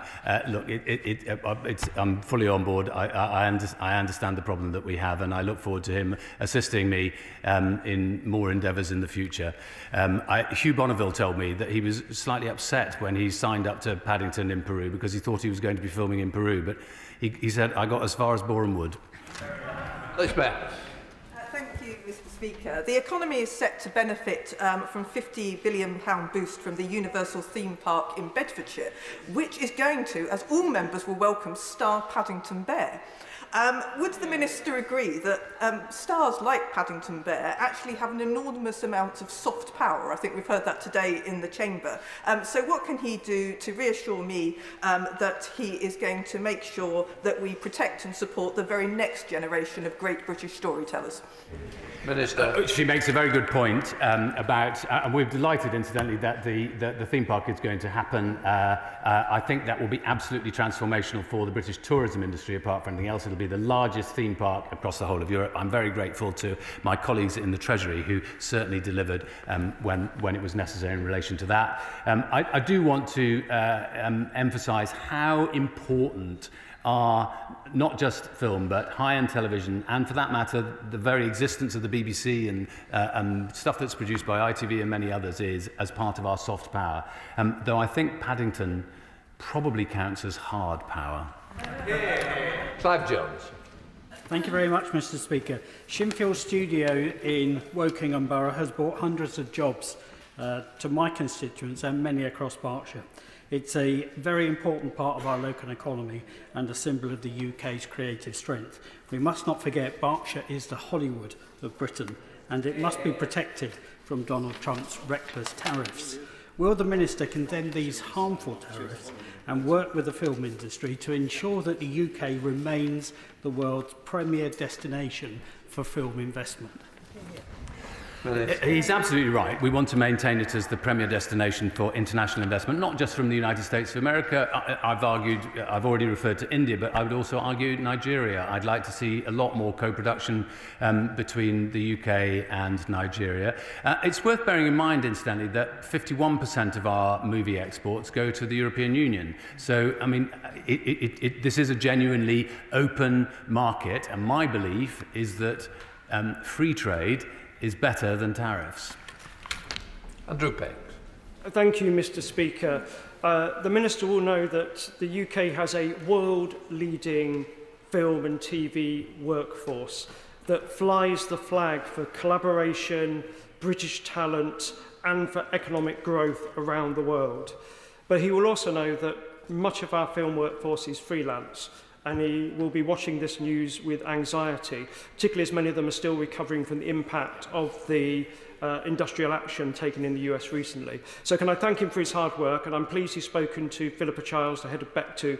BEC2 are fearless champions for our industry in the UK. Can I ask him, can he join me in reassuring BEC2 members and our film workforce that we are on their side and we will help protect film talent in the UK, whatever happens? Mr Speaker, I'll make 2 points following on from that. First is the point about how the difficulties that there have been in the UK market in film and high-end television industry in the last couple of years because of what happened in the United States of America makes that point about the mutuality between the US and the UK film industry all the stronger. The truth is, I would like the US movie industry to be strong, because if it's strong, our industry will be strong as well. I think there are net benefits to both of us, and there's a win-win here. The second point is about freelance. Yes, I've often worried that so much of the creative industries rely on freelance workers. Now, in many cases, that's great. People want that kind of career, but they also need some degree of security if they're to be able to, take out a mortgage and plan their economic future. So that's one of the things that we're definitely looking at in relation to the industrial strategy, which we hope we'll be publishing soon. Thank you, Mr. Speaker. The film industry is enormously important to the Buckinghamshire economy, with Pinewood Studios in my honourable friend for Beaconsfield constituency, but that's supporting many of my constituents in jobs, not just at the studios themselves, but the many supply chain businesses that feed into that. And Pinewood go over and above most other businesses I know in providing opportunities to young people through their Futures Festival of really showcasing every single career that could be had in the film industry. Much of that success is actually done on American money, because with companies like Disney and Amazon using Pinewood out of choice, that is where the success comes from. So on top of what the Minister has said about working with the Trump administration to try and avoid these tariffs, can he assure us that he's also working with companies like Disney, like Amazon, to ensure that those American brands are speaking up to say why they are choosing Pinewood and other UK studios? Minister. Actually, I think the first text message I received very early on Monday morning was from Pinewood. Yes, I'm on that case as well. And he makes it. It's not just incidentally about Amazon and Disney. It's also about the streamers and a whole series of different other organisations who like making their product here in the United Kingdom. And of course, Pinewood is the home of Bond. I mean, that too now makes the point, because historically, I think I'm right in saying that the distribution rights for Bond were with an American company, but the production rights were with Barbara Broccoli and her relatives. But now all of that is with the US. So let me put it this way. I'm very hopeful that Bond will still always be British. John Sleeper. Thank you, Mr. Speaker. I'm glad that the Minister mentioned the phrase win-win, because in international trade, in the film industry, in the creative industries, it has to be about win-win rather than zero-sum.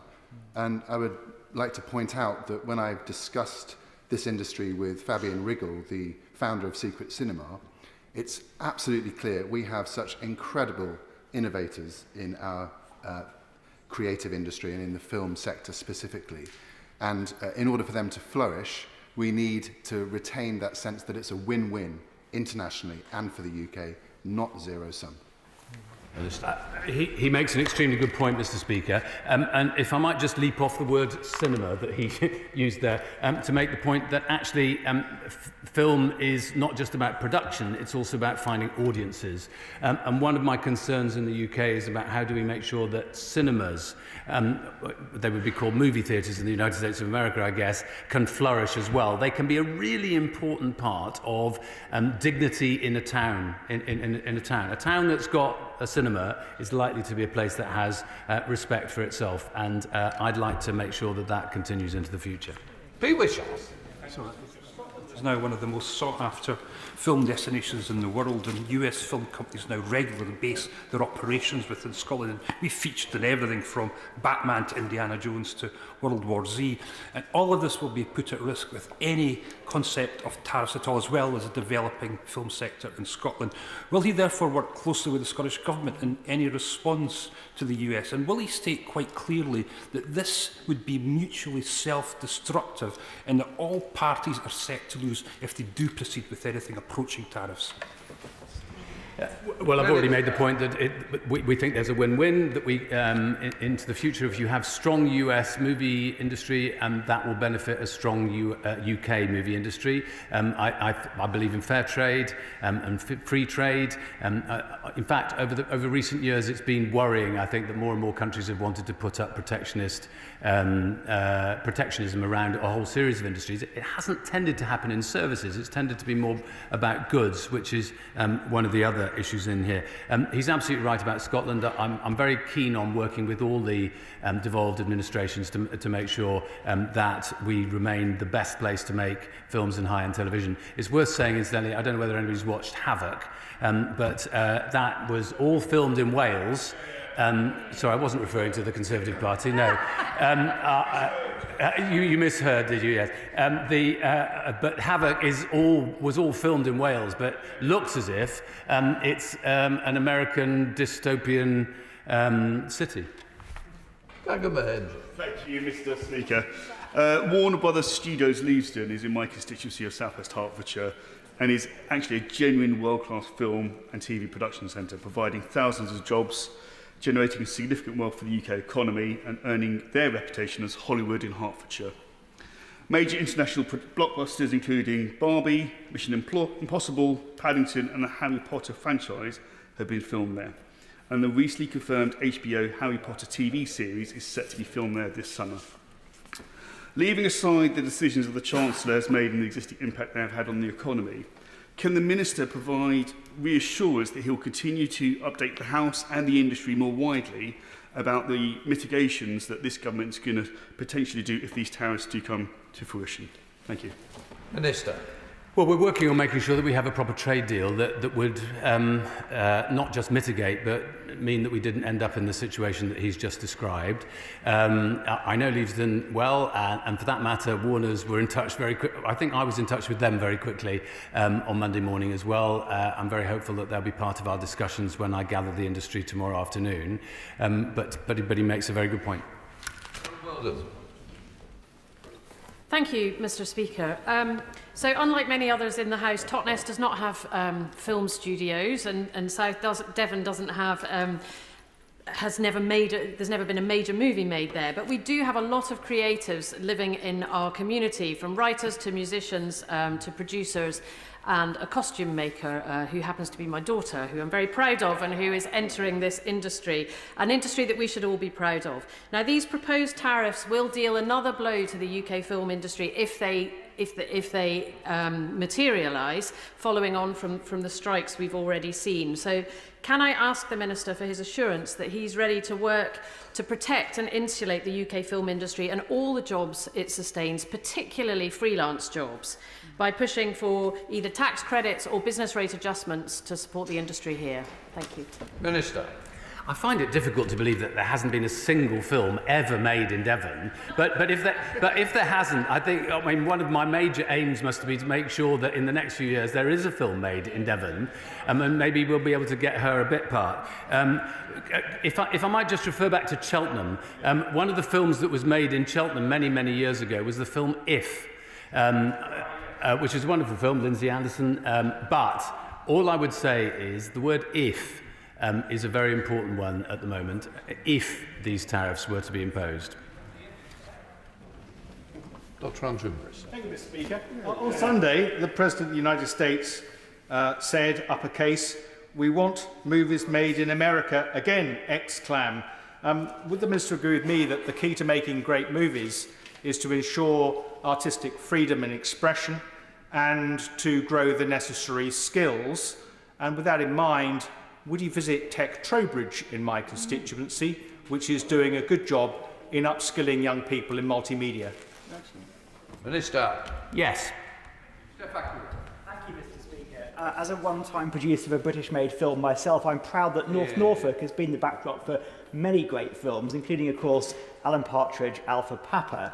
It's no wonder that President Trump would want to dissuade such a film from coming to America. As Steve Coogan himself has said, the only person on earth who's more Alan Partridge than Alan Partridge is Donald Trump.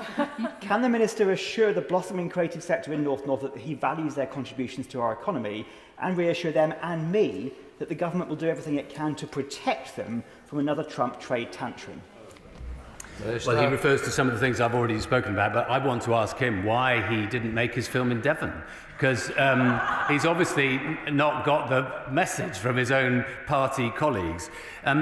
Look, I mean, there are lots of great British films that will be watched in American movie cinemas over the weeks to come, and I'm absolutely certain that no president is going to want to say, don't watch British films. One of the films that I've enjoyed most over the last few months is Conclave, a phenomenal success and remarkably timely. Sammy Wilson. Mr. Speaker, The film industry is, of course, important in Northern Ireland because the executive has poured a considerable amount of money into NI Screen, and we have had the very internationally successful Game of Thrones filmed in Northern Ireland, and much of that was filmed in my own constituency, and you can see the benefits. I mean, tens of millions of pounds have been poured in terms of building sets, costume, catering, and even now we still have thousands of tourists every year coming to see where the films went, so there's a long legacy from it.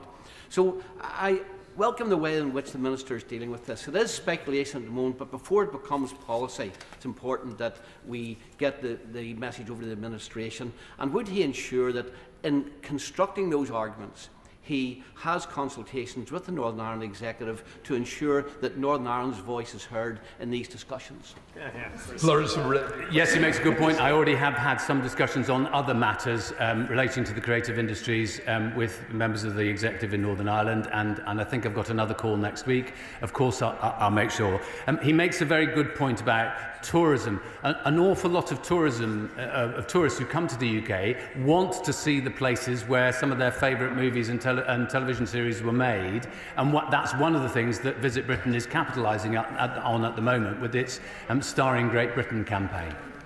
Thank you, Mr. Speaker. I very much enjoy discussing the British film industry because members across the House stands up and say that they've got the Hollywood of Hertfordshire and the Bedfordshire and everywhere else.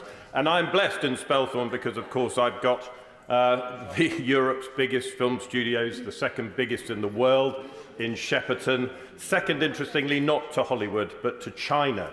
And there is a certain amount of nervousness in Spelthorne as a result of the posting on Truth Social that the Minister has come here to talk about. I agree with him that it's incredibly difficult logistically and technically to unpick the US-UK IP in a film. I think that will prove incredibly difficult. And I therefore commend him for his very sort of considered run at this, and I think it's the right thing to do.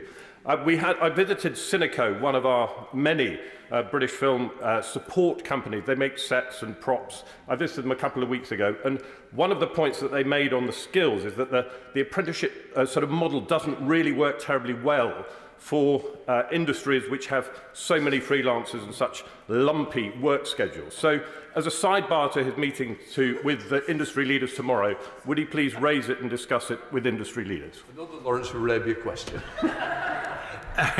Well, interestingly, I was at the Bad Wolf Studios in Cardiff last week, and this is one of the things that Jane Tranter was raising with me, and how important it has been for them that they've been able to take on apprentices working in the company because they have a security of knowing a number of projects. They've got their own studios, and it's not they've not just been making Doctor Who; they've been making His Dark Materials, and Industry is being filmed there at the moment. A whole series of different projects that enables them to be able to take people on not just on a daily basis. But one of the things that we need to change is the apprenticeship levy in the UK so that it works better for the film industry, so that they're able to make those long-term commitments to people's future careers. Frank. Thank you, Mr. Speaker, and I appreciate the Minister's comments this afternoon. As a member of the Cultural, Media and Sports Select Committee, we have heard over and over again how important the UK tax film credits are for the industry and the tangible difference it is making to filmmakers across the UK.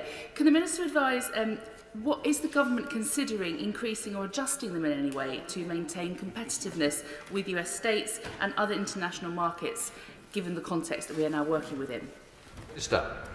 Well, I've always said that I support these. We first introduced them under a Labour government under Gordon Brown, and then they were continued by the Conservative government, and then we introduced two new ones. I think, incidentally, that the independent £15 million movie tax credit will make a significant difference to the UK, in particular at this point. But I note that some of the documents that have been around in relation to the semi-announcement in the United States of America have praised the way we have done things in the UK and want to mirror it in other parts of the world.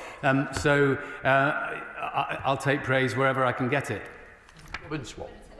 Mr. Speaker, I think it still is around the uncertainty of President Trump's comments and the unsettledness that puts in the industry, and especially in Northern Ireland, where we have You know, the Titanic Film Studios, Northern Ireland Screen working away. It's already working on A Night of Seven Kingdoms, which is the prequel to the Game of Thrones. So there's a lot of industry, a lot of activity already going.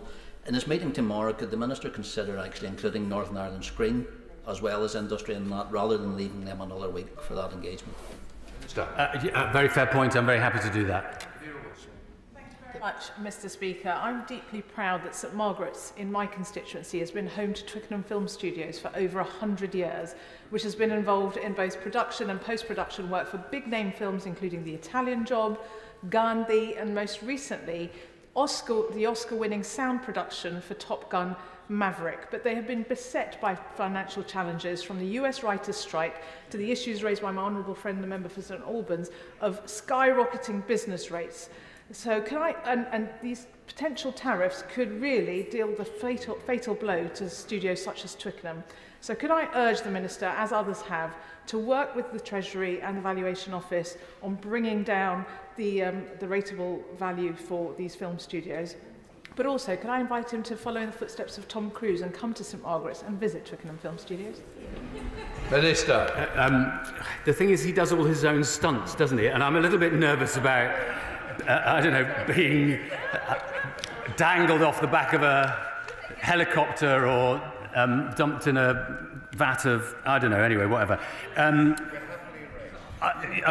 The Shadow Minister says he'll happily arrange. Well, if he'll happily arrange that, I'll invite him to come and see the Rhondda Tunnel, and we can dangle him down a hole as well. Anyway.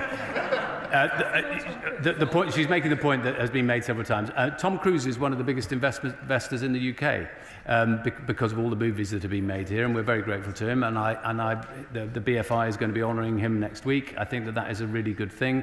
As I say, we are the best place in the world to make movies, and we want to continue that. I'm feeling very left out in not having a studio in my own constituency. But we have produced some of the best actors in the world, including Sir Stanley Baker, who I think one of his great films, you'll know this, Mr. Speaker, was Sodom and Gomorrah.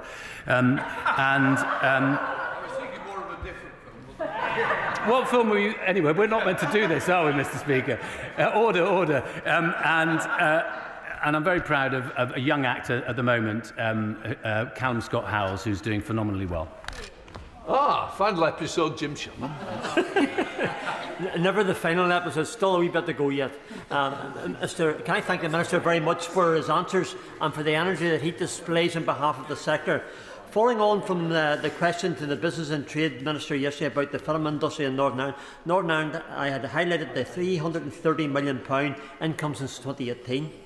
The importance of USA films within this cannot be overstated, with epics such as Blade Runner, say nothing of Game of Thrones and Star Wars, so many using our highly skilled studios and work due to the cost effectiveness of this option. These Trump tariffs, of course, will negate much of the benefit. And what discussions can be had? I'm quite confident of the Minister's response on this, but what discussions can be had to emphasise the need for consideration for our sector, an integral part of this United Kingdom of Great Britain and Northern Ireland? Thank you. Minister. Well, I thought the credits were already rolling, and then he comes up. But look, I feel... It may be just that I'm a very optimistic person by nature, but I feel very optimistic about where all of these negotiations will end up. I'm very hopeful that we will end up with some kind of deal. I also passionately believe that wherever that deal ends up, the UK film industry will succeed, because we have always been a great nation at telling stories that people want to watch all around the world. We've got some of the greatest actors. We may be a small nation, but we manage to dominate on screens all around the world because we're talented. We're just talented. And that's talent. Everybody will still want to keep on buying, whatever the deal may be. Right. We'll let the front bench change over.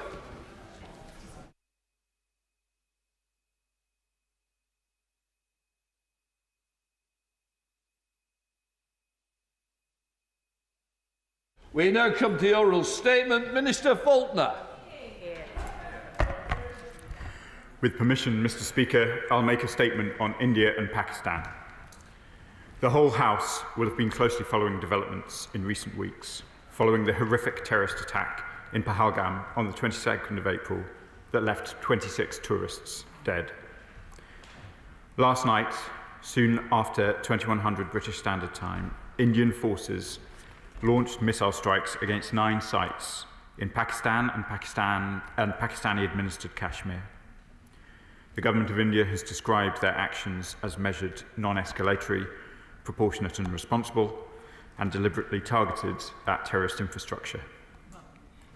Following India's actions last night, a military spokesperson for Pakistan has stated that 26 Pakistanis have died and 46 were injured, including civilians and children. At a meeting of their National Security Council earlier today, the Pakistani government has stated that it reserves the right to respond in a manner of its choosing. This is an incredibly delicate moment, Mr. Speaker, in an evolving and fast-moving situation. As my right honourable friend, the Prime Minister, noted just now, rising tensions between India and Pakistan are a serious concern. The government has been monitoring the situation closely and staying in close contact with all of the key partners.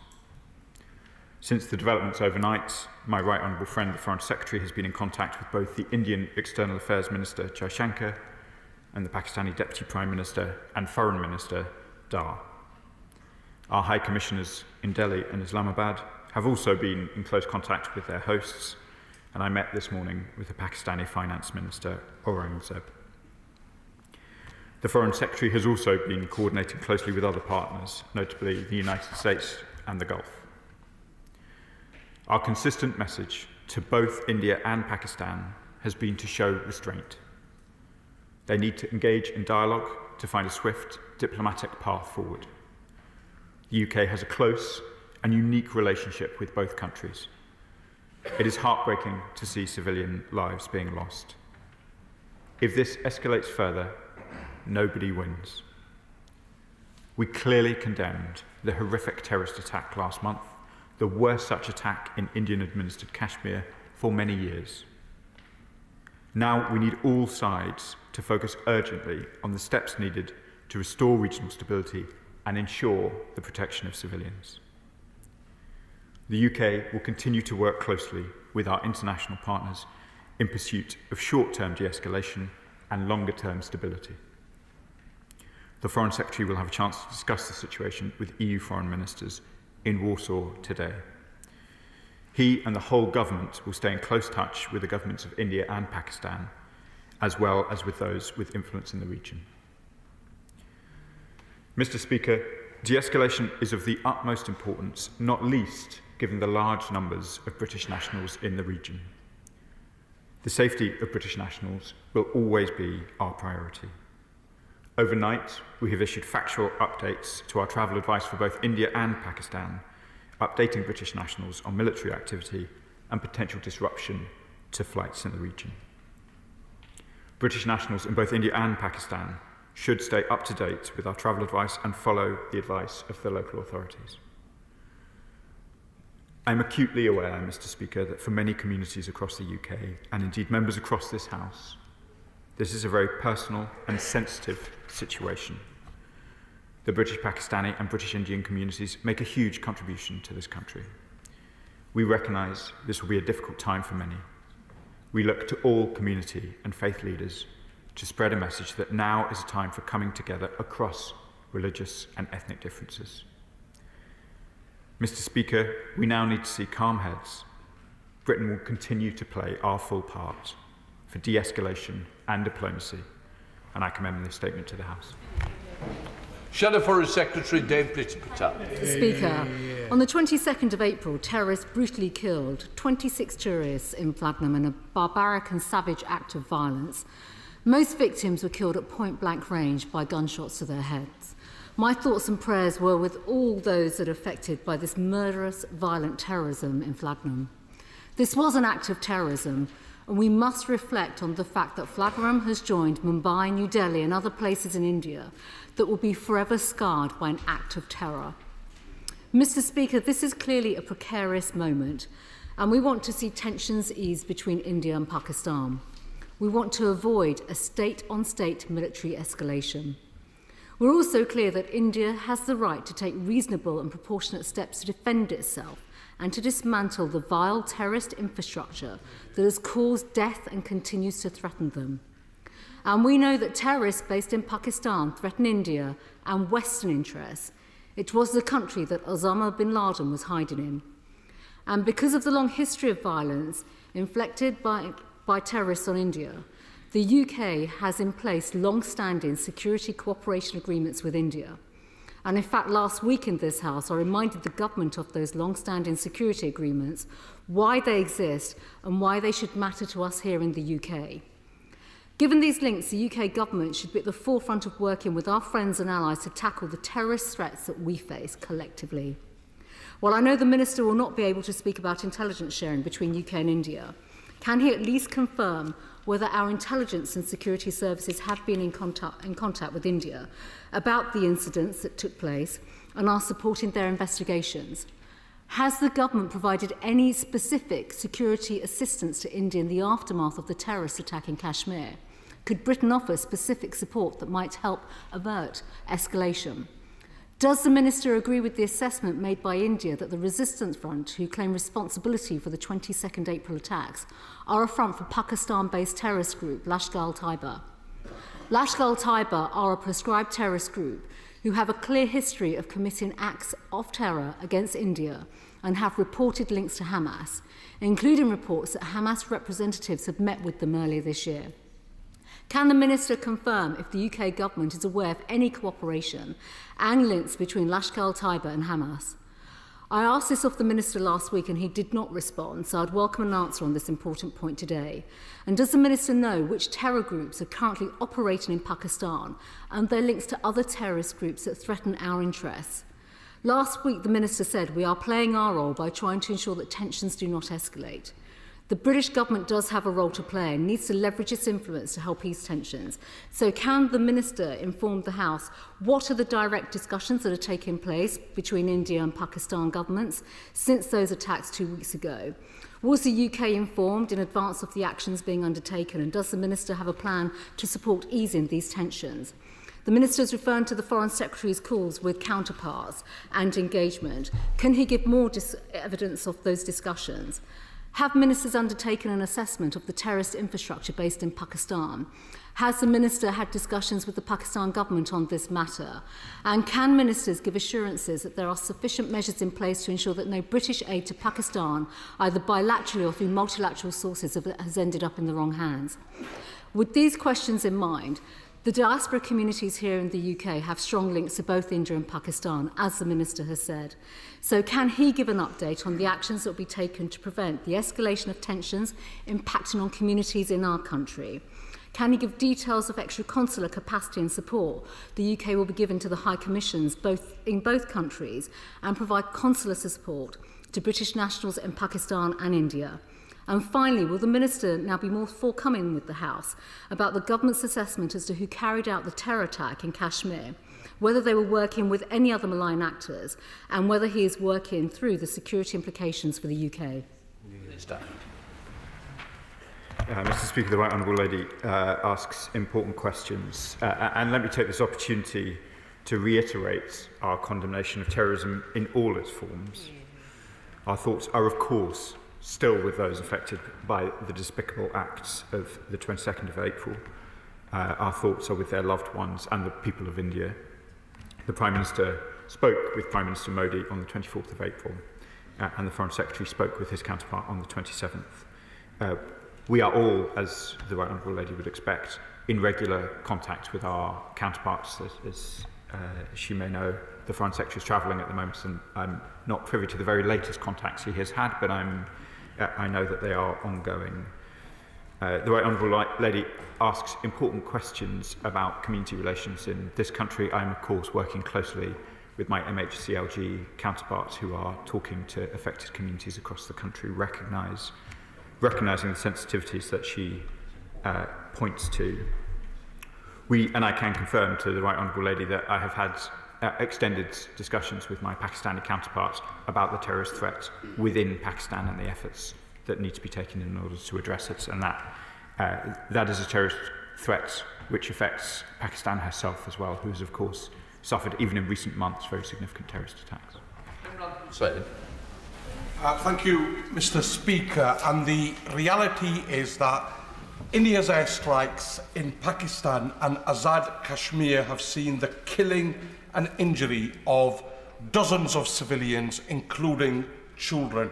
And it has led to a massive escalation in the real threat of war between two nuclear powers. This follows 2 weeks of bulldozer tactics and thousands of mass arrests in Kashmir, the unilateral withdrawal from the Indus Treaty, effectively threatening collective punishment on millions of Pakistanis, and now this act of aggression, all in complete contradiction of international law.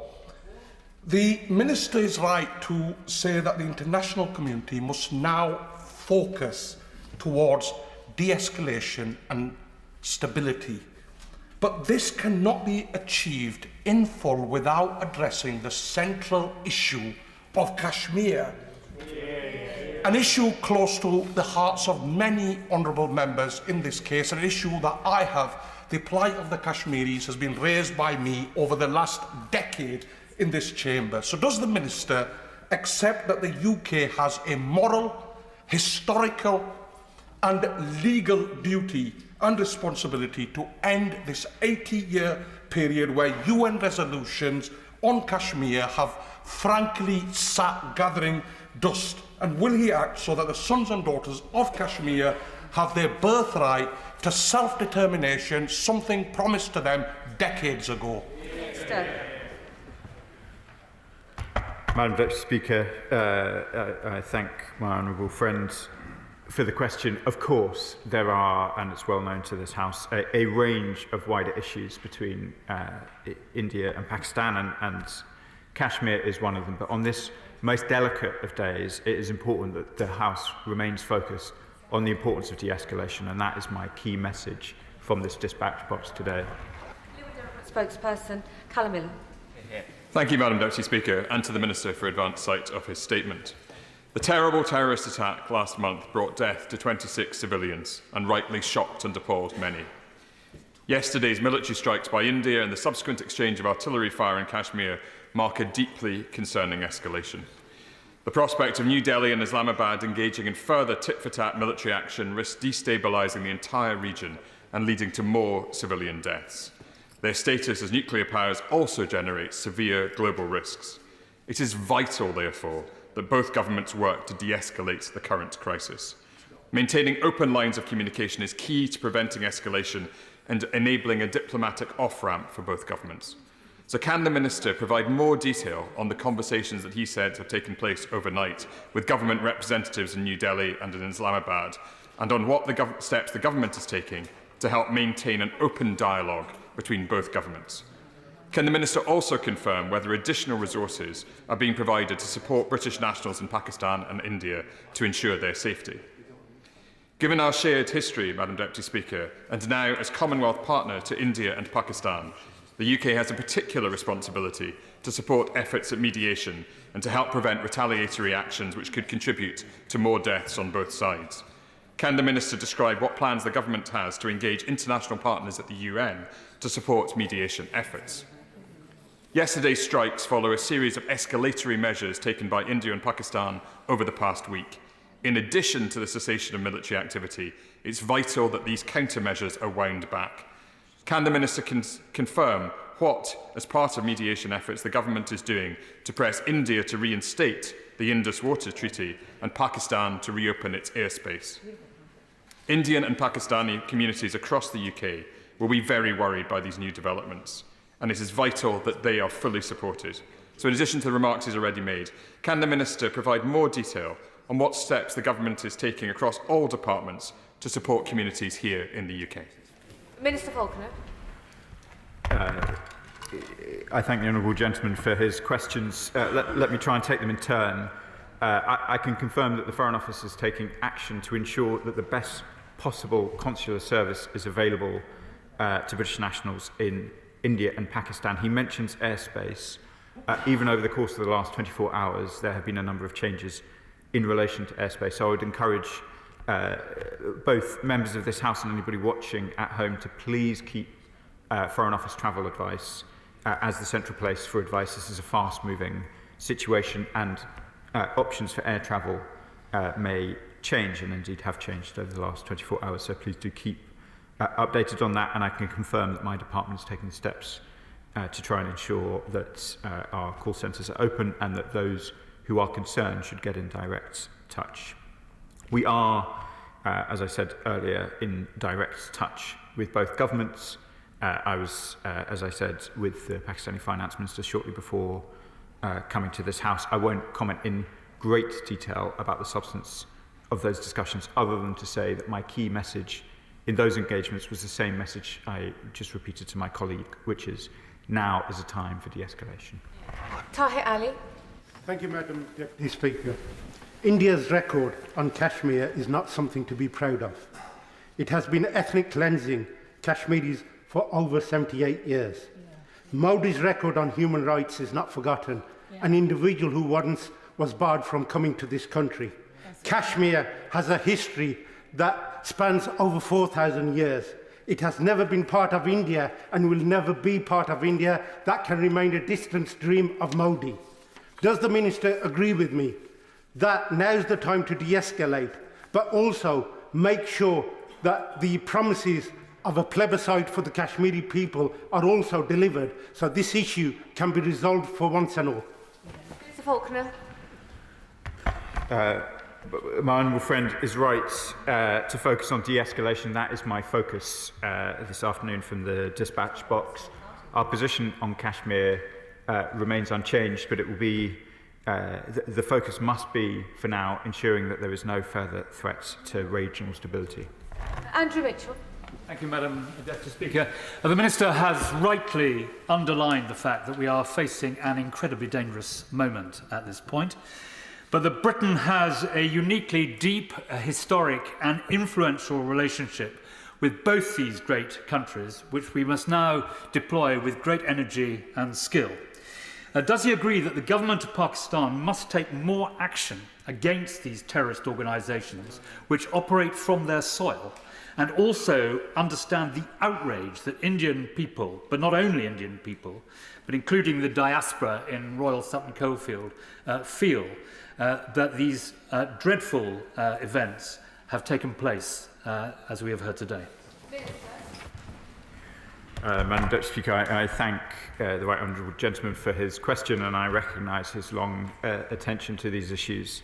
As Secretary of State for DFID, he sent a young DFID official to Pakistan in 2010, and I remember his commitment then. He's right that Pakistan has been plagued by a terrorist threat within its own borders. It's a plague which has been of concern to its neighbours, but also most acutely to many Pakistanis, as we've seen devastatingly in recent months. They must do more to seek to tackle that threat, and I've discussed that with Pakistani ministers through the course of my ministerial duties. India is, of course, right to feel outrage at its attack, at this terrible attack of the 22nd of April. There are now civilian casualties on both sides, and it is vital that we focus on de-escalation and trying to restore calm and regional stability. Valerie Vaz. Thank you, Madam Deputy Speaker. Can I thank the Minister for coming to the House so soon? Could he confirm when he last met, or his department last met, with the ambassadors of both India and Pakistan, and will he ensure that the dialogue will continue with them? Minister. I can confirm to my honourable friend that the dialogue will continue. Of course, the Prime Minister was in touch with Prime Minister Modi just yesterday, and I was with the Pakistani Finance Minister and indeed the Pakistani High Commissioner in London just an hour or two ago. Bob Blackman. Thank you, Madam Deputy Speaker. Following the terrible terrorist atrocities on the 22nd of April, as the Minister has outlined, clearly India took diplomatic action and further actions to penalise Pakistan. Pakistan then retaliated. But it was made clear at the time by India that either Pakistan removes the terrorist bases along the line of control, or India would remove them. And last night, 9 sites were hit. These were terrorist bases where training took place. Where terrorists are being trained to go and commit further atrocities in India. So will he now call on Pakistan to make sure those terrorist bases are removed once and for all? Minister. Madam Deputy Speaker, the situation remains incredibly delicate and fast-moving, and we have seen rival accounts through the course of the morning about events. We will, of course, track these events very carefully, and I responded to the Right Honourable Member for Sutton Coldfield earlier on the question of the terrorist groups in Pakistan, which pose a threat to Pakistan as well as others. We will, of course, continue to monitor events very closely. There's still much that is disputed, but it is absolutely obvious for regional stability to be restored, we need to have direct, urgent contact between India and Pakistan and calm heads prevailing. Members need to temper the language and not to use statements such as misleading the House. Nasha. Thank you, Madam Deputy Speaker. 26 people have lost their lives in the Balam attack, the terrorist attack, and now 26 people lost their lives in yesterday's attack. The truth remains that there is no evidence presented to anybody to say, any partners, national, international partners, to say that Pakistan was indeed responsible for the attack in Balam. That is not being presented. Does the Minister agree with me, and I thank the Minister for coming so soon to the House and all his efforts in trying to de-escalate, but to actually get de-escalation, then, and if India is so certain, then does he agree with me that India should be sharing that evidence with the world to justify this barbaric attack on killing 26 people and attacking mosques in the middle of the night? Minister Faulkner. Madam Deputy Speaker, as I said in the previous answer, there is clearly considerable amount of debate about the facts of what has happened just in the last few hours. I do not wish to focus, and it would indeed be inappropriate for the UK to speculate on those exact facts. We need to focus from this House on de-escalating the risks to regional stability that we see today. Ayub Khan. Thank you, Madam Deputy Speaker. There's enormous distrust between both nations, which stems from the dispute of Kashmir. Immediately after those terrorist events in India last month, India was quick off the mark to blame Pakistan. And Pakistan, in response, made it plain that they had nothing to do with it. Pakistan's position is, how can terrorists travel 230 kilometers in a devastating terrain, by foot, armed, assassinate people, and in return, by foot, into Pakistan, in an area which is the most militarized zone on this planet? So it is somewhat incredulous that a blame was put on Pakistan almost virtually within an hour of this atrocity. Will the Minister commit to leveraging our diplomatic influence to encourage an environment conducive to open dialogue? And would he agree with me that there is an ever-growing imperative to normalise relations and address underlying issues from territorial disputes to acts of violence through peaceful negotiations and mutual understanding? The Honourable Member is right to finish his remarks focusing on the importance of direct dialogue, which of course I support, and I won't seek to adjudicate from this dispatch box on the competing claims about the facts. Thank you very much, Madam Deputy Speaker. After the recent terrorist attack, and as tensions on the subcontinent sadly escalate and videos of the destruction circulate, many of my Slough constituents of Indian and Pakistani heritage are extremely worried about the safety of their loved ones as bullets fly, as bombs drop, especially those of Punjabi and Kashmiri heritage, because they have and already have and will be impacted most by the death and injuries to their family and loved ones.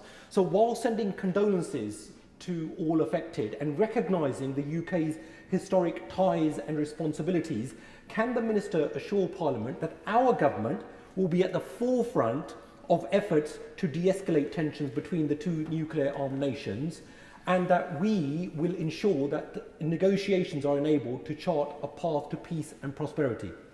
Minister.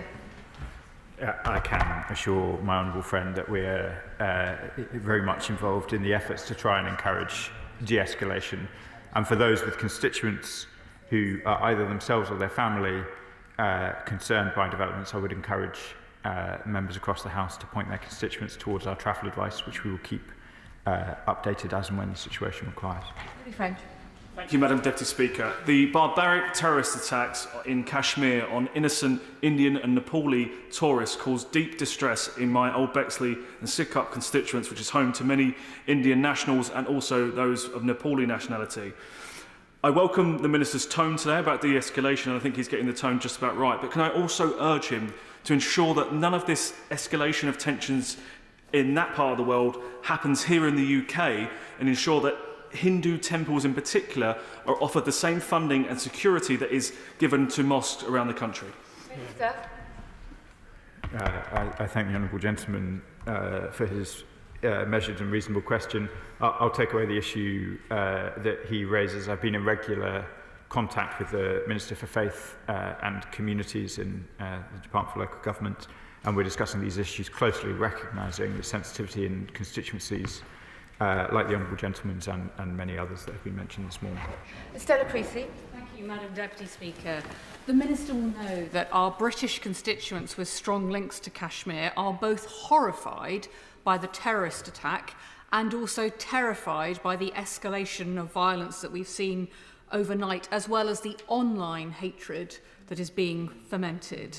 2 weeks ago, I asked the Minister about the possibility of missiles being used in escalation. We've now heard from the Indian Foreign Secretary that they believe that there are further terrorist act plans, and the Pakistani Prime Minister has called last night's events an act of war.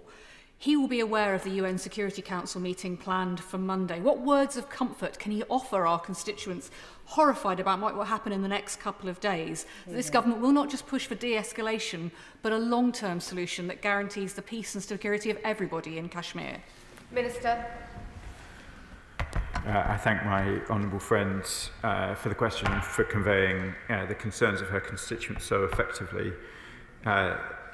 Regional stability is in the interests of both India and Pakistan, and indeed the UK, and it will be to those ends that our diplomacy will be focused.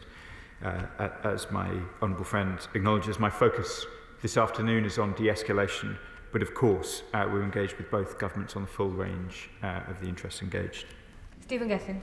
Madam Deputy Speaker, I thank the Minister for his statement. We also condemn the terror attacks, the abhorrent terror attacks, and abhor any loss of civilian life. We do have two nuclear-armed states, though, who are setting up with one another. Can the Minister assure me there's been a diminishing of the international rules-based system? In his approach to this, can he assure me that he will be stressing the importance of that rules-based system when it comes to mediating between these two parties? Minister.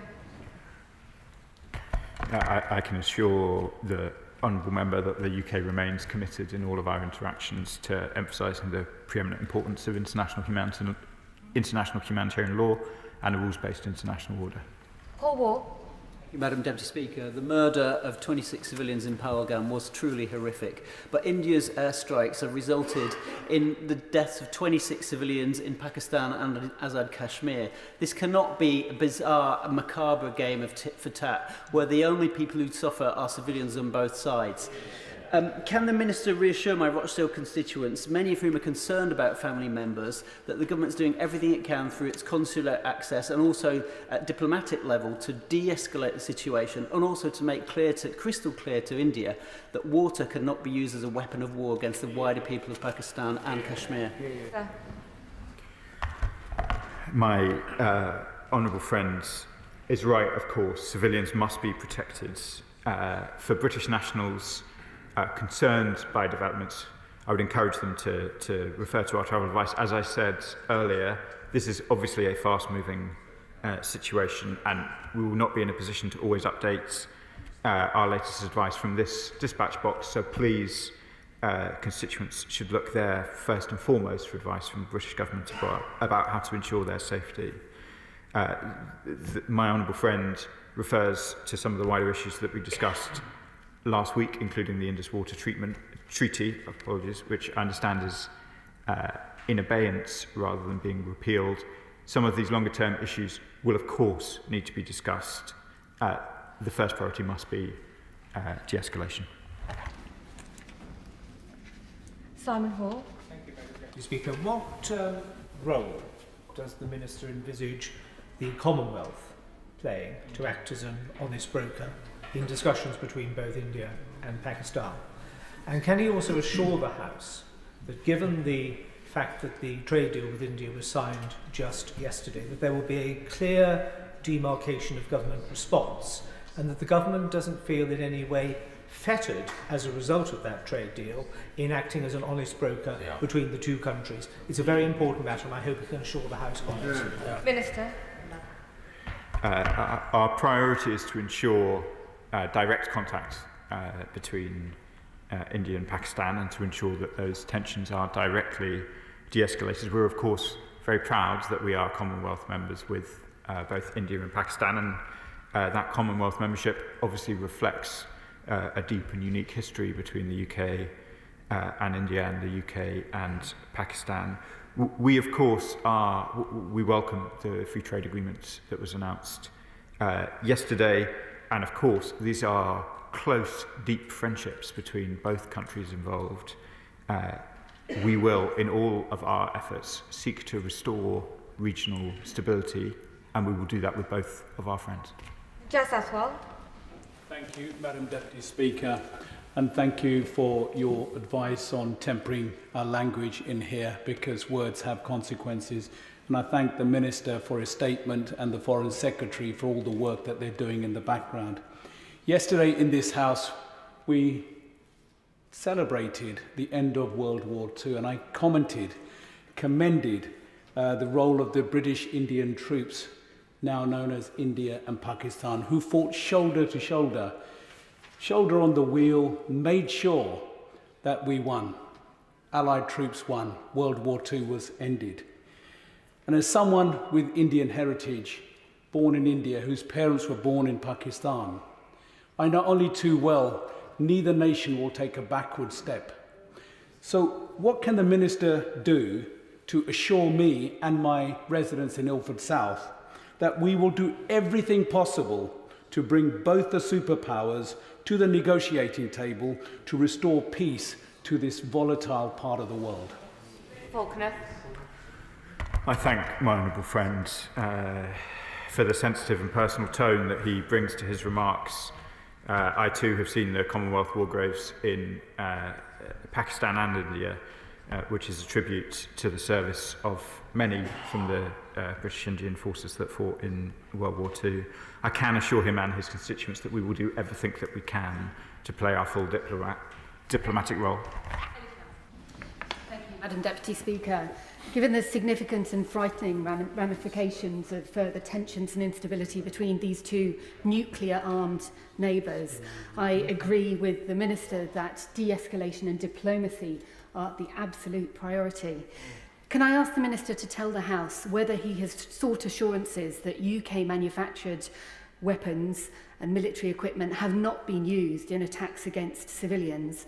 And can I ask him now to explicitly rule out supplying any UK-made weaponry to either side in a bid to increase pressure on all parties to engage in much-needed dialogue?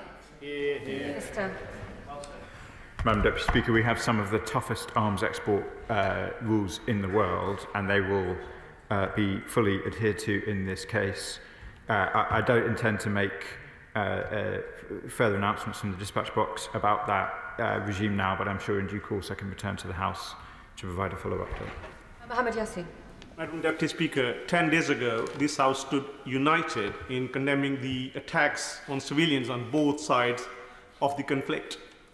Yet since then, the violence has tragically escalated, with more innocent lives lost overnight as a result of Indian attack on civilians in Pakistan and Azad Kashmir. While we all want to see an immediate de-escalation of military action to prevent further loss of lives, does the Minister agree that lasting peace in the region cannot be achieved until the core issue of Kashmir is resolved and the Kashmiri people's right to self-determination under the UN resolution is recognized and upheld? Madam Deputy Speaker, I recognise my honourable friend's long advocacy on these questions. Today, we are calling for de-escalation, and our position on Kashmir remains unchanged. I'm sure I will return to this House to discuss longer-term issues between India and Pakistan in the fullness of time. Mark Pritchard. Thank you, Madam Deputy Speaker. May I welcome the Minister's statement. Of course, terrorism, wherever it occurs, should be condemned. But can I, on behalf of my constituents, many of whom are of Pakistani heritage and Indian heritage, join the Minister in calling for a de-escalation and dialogue between India and Pakistan. And ahead of the meeting in New York next week, I just wonder, as a permanent member of the UN Security Council, what more the UK can do to ensure that the United States is fully engaged in that process as well. Minister. I thank the honourable gentleman for his tone in his question, and I can confirm that the Foreign Secretary and other members of the government are in direct touch both with other permanent members of the Security Council, including the United States. Harpreet Powell. Thank you, Madam Deputy Speaker. And of course, this is a delicate moment, and it's no one's interest to see further escalation. So, of course, I condemn the loss of civilian life, both with the terror attacks and the military strikes that are ongoing now. But can I join the honourable member in saying it's really important that we work with our international allies and partners to try and de-escalate the situation. And I was contacted by a constituent in the region who is concerned about him and his family. So can I ask what role the FCDO is playing with British nationals in the region as well? Thank you. Minister. I thank my honourable friend, who's a doughty champion for her constituents. We have been updating travel advice, and I can confirm that my department is taking steps in order to be able to respond as fully as possible to the concerns of our collective constituents who are in the region.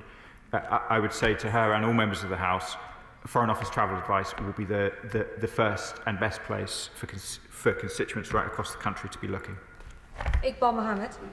Thank you, Madam Deputy Speaker. I thank the Minister for his statement, and I associate myself with all the members of the House in the condemnation of the terror attack in Pahalgam and my concern at the military escalation between nuclear-armed neighbours, which has already resulted in the killing of 26 innocent people. I have thousands of both Kashmiri and Indian constituents. I myself am of Indian heritage. And they are absolutely terrified with what they saw last night, and they've been glued to their screens, worrying about their loved ones. The Minister has already explained what the steps the UK is doing at diplomatic level to de-escalate, but can he provide reassurance to my constituents that whatever steps the UK will take, the diplomatic steps taken will be neutral, impartial, and not favour one country over the other, and will prioritise peace and stability in the region? I thank the honourable gentleman for his question, for his acknowledgement of the importance of de-escalation, and I confirm that we will be prioritising regional stability, the reasonable interests of both country and indeed the UK's interests in the region, which includes stability between the two great friends to this country. Debbie Abrahams. Thank you, Madam Deputy Speaker. And I absolutely wholeheartedly support the Minister in his calls for de-escalation. And I would also like to reiterate my condolences to the families who've lost loved ones, both in the attack last month, but in overnight as well. I represent a constituency that is about 20% Pakistani Kashmiri heritage, but I feel for our common humanity, anyone, any religious origin, anybody who's lost a loved one on either side of the line of control, that we should extend our condolences to. But could the could the Minister confirm, in terms of the international allies that he has been working with around trying to de-escalate tensions, and also on the security issue, given that the UNMAGIP was established back in 1951 and has a huge, extensive intelligence in the region, is he able to say whether he's been in contact with them and what they've said? Mr Faulkner. I can confirm, Madam Deputy Speaker, that as well as the direct contact with India and Pakistan and the variety of other nations that I've mentioned over the course of this afternoon, we will continue to be in wide touch, including with colleagues in the Gulf, and I'm due to speak shortly to my Saudi Arabian counterparts as well. As this House would expect, we will be in regular and intense dialogue with all of those with an interest in the region and sharing with them our calls for de-escalation. Andrew Morrison. Thank you, Madam Deputy Speaker. Does the Minister agree with me that whether it's the Nile or the Indus or anywhere else, weaponising water is wrong, and that it particularly affects the world's poorest? And does he share my disappointment at the suspension of the 1960 Indus Water Treaty? And does he further share my concern that were India tempted to exploit that suspension, that China might decide to interfere with the headwaters of the Brahmaputra? Minister. Madam Deputy Speaker, the Indus River system is of enormous importance both to India and Pakistan, and it is going to be vital that all partners, all actors and international partners work towards its long-term sustainability.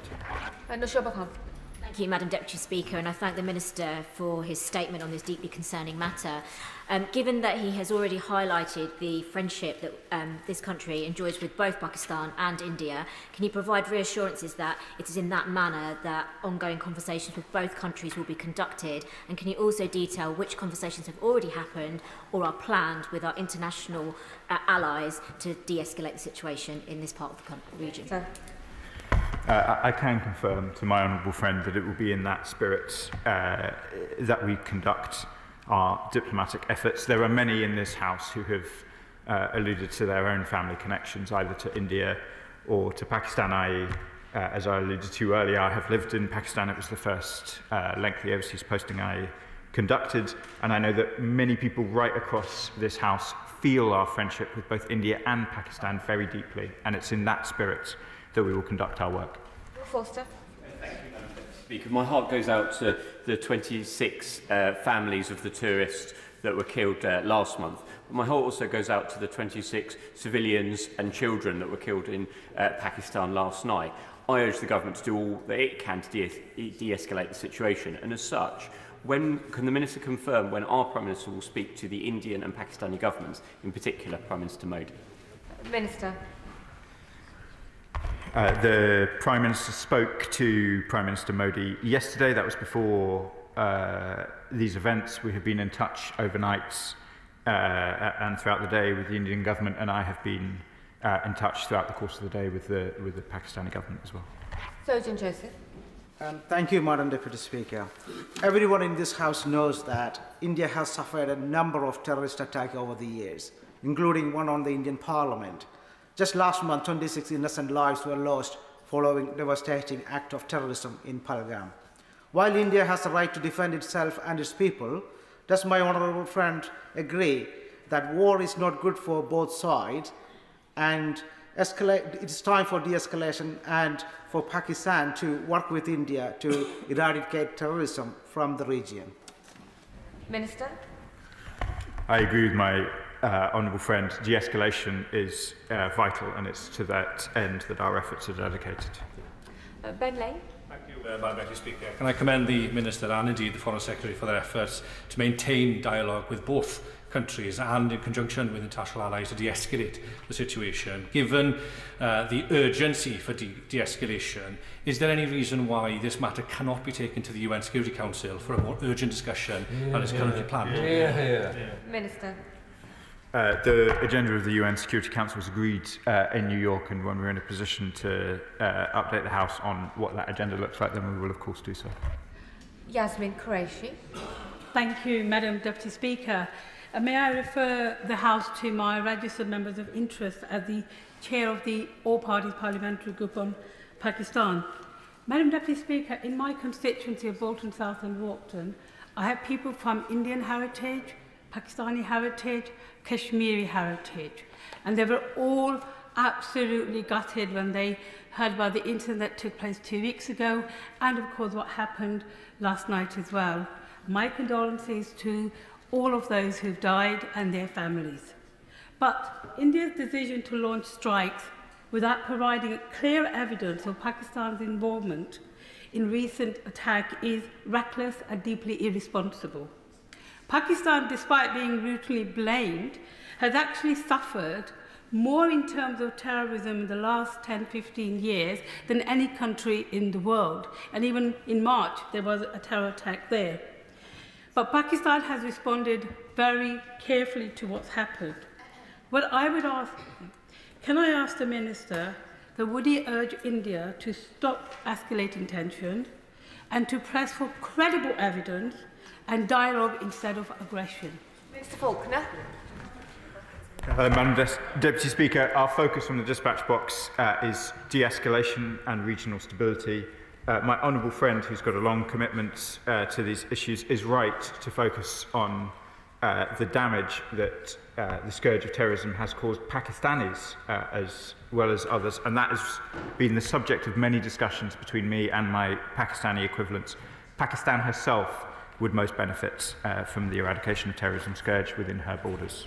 Adnan Hussain. Madam Deputy Speaker, every day we witness the collapse of international limits on force, diplomatic norms and humanitarian law.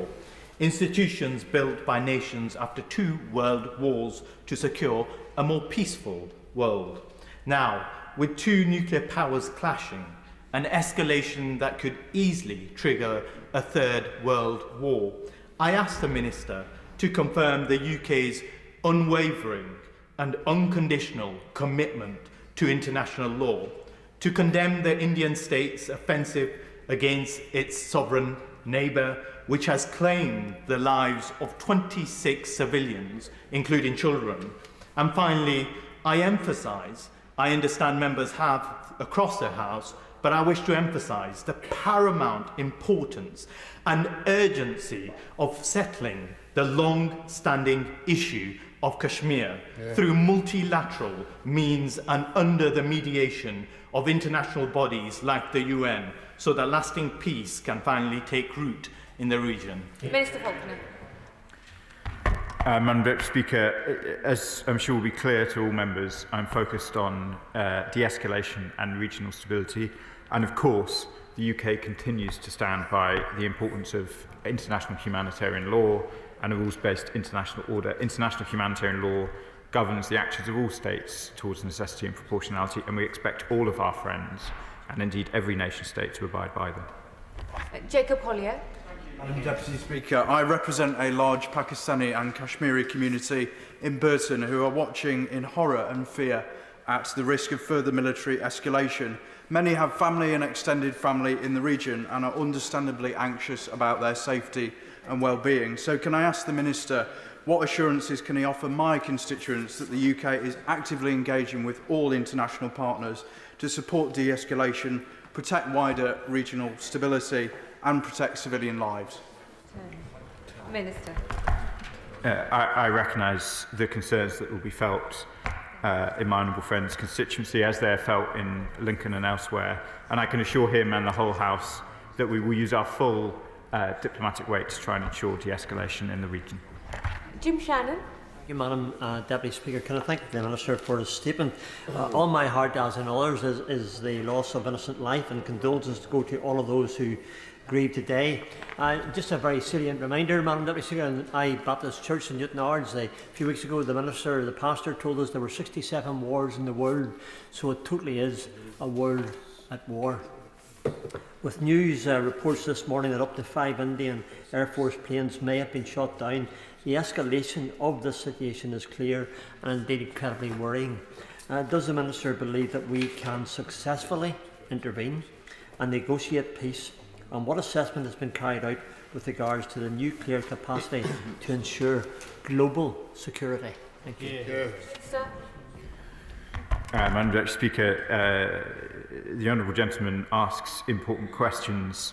The UK's goal is de-escalation, to try and ensure that we return to regional stability, and the other issues between India and Pakistan, which have been long discussed in this House, are important questions to which we can return. But today, the focus must be on de-escalation.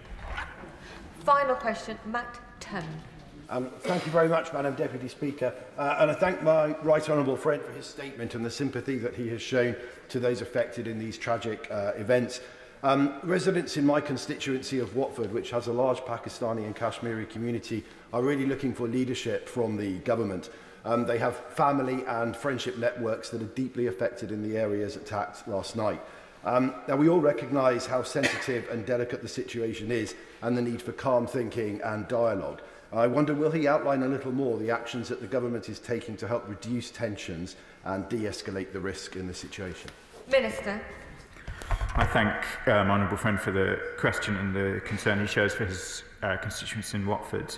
As I've said, we're in regular touch with all those states with an interest, and indeed with the two parties themselves, and we will continue to be so. That is the end of the statement, and I'll allow the front benches a few moments to swap over. Point of order, Louis French. Thank you, Madam Deputy Speaker. This morning we learned that Labour's choice of their football regulator, David Cogan, made personal donations to both the Prime Minister and also the Culture Secretary. Shame. We believe that the government's decision not to disclose this when Mr Cogan's appointment was announced constitutes a potential breach of the Governance Code on public appointments and represents a clear discourtesy to both this House and also the DCMS Select Committee. This appointment is clearly cronies over clubs, favours over fans, and brings major risk to English football. Can you please advise me, Madam Deputy Speaker, on the best way to ensure that this House is able to scrutinise such appointments and ensure all rules were followed by the government? I am grateful to the honourable member for giving notice of his point of order. The Chair is not responsible for public appointments or for the pre-appointment hearing process, but he has put his point on the record, and he might like to raise it with the honourable member for Gosport, who chairs the Culture, Media and Support Committee, who I see is in the chamber as well. OK, we will now continue with the point of order. Thank you, Madam Deputy Speaker. The Financial Times reported this morning that the Paymaster General has confirmed the UK is looking to set up a youth mobility scheme with the EU. This is in direct contradiction to the answer that the Minister gave to me in response to a question I asked in this chamber just 13 days ago. He said on that occasion, a youth mobility scheme is not part of our plans. We've always said we will listen to sensible EU proposals, but we will not go back to freedom of movement. This is only the most recent example. He previously told me there would be no plans for a youth mobility scheme on the 5th of December, the 6th of February, the 6th of March in answer to oral questions, on the 21st of January in response to a written question, and on the 29th of January in a Westminster Hall debate. The FT article states that the Minister has confirmed publicly for the first time that Britain is looking at setting up a youth mobility scheme as part of a new strategic partnership with the EU. The Minister can be in no doubt of the keenness of members of this House to be kept up to date on the progress of this issue. So as such, I ask, why has this announcement been made to the media rather than to members directly? Thank you, Madam Deputy Speaker.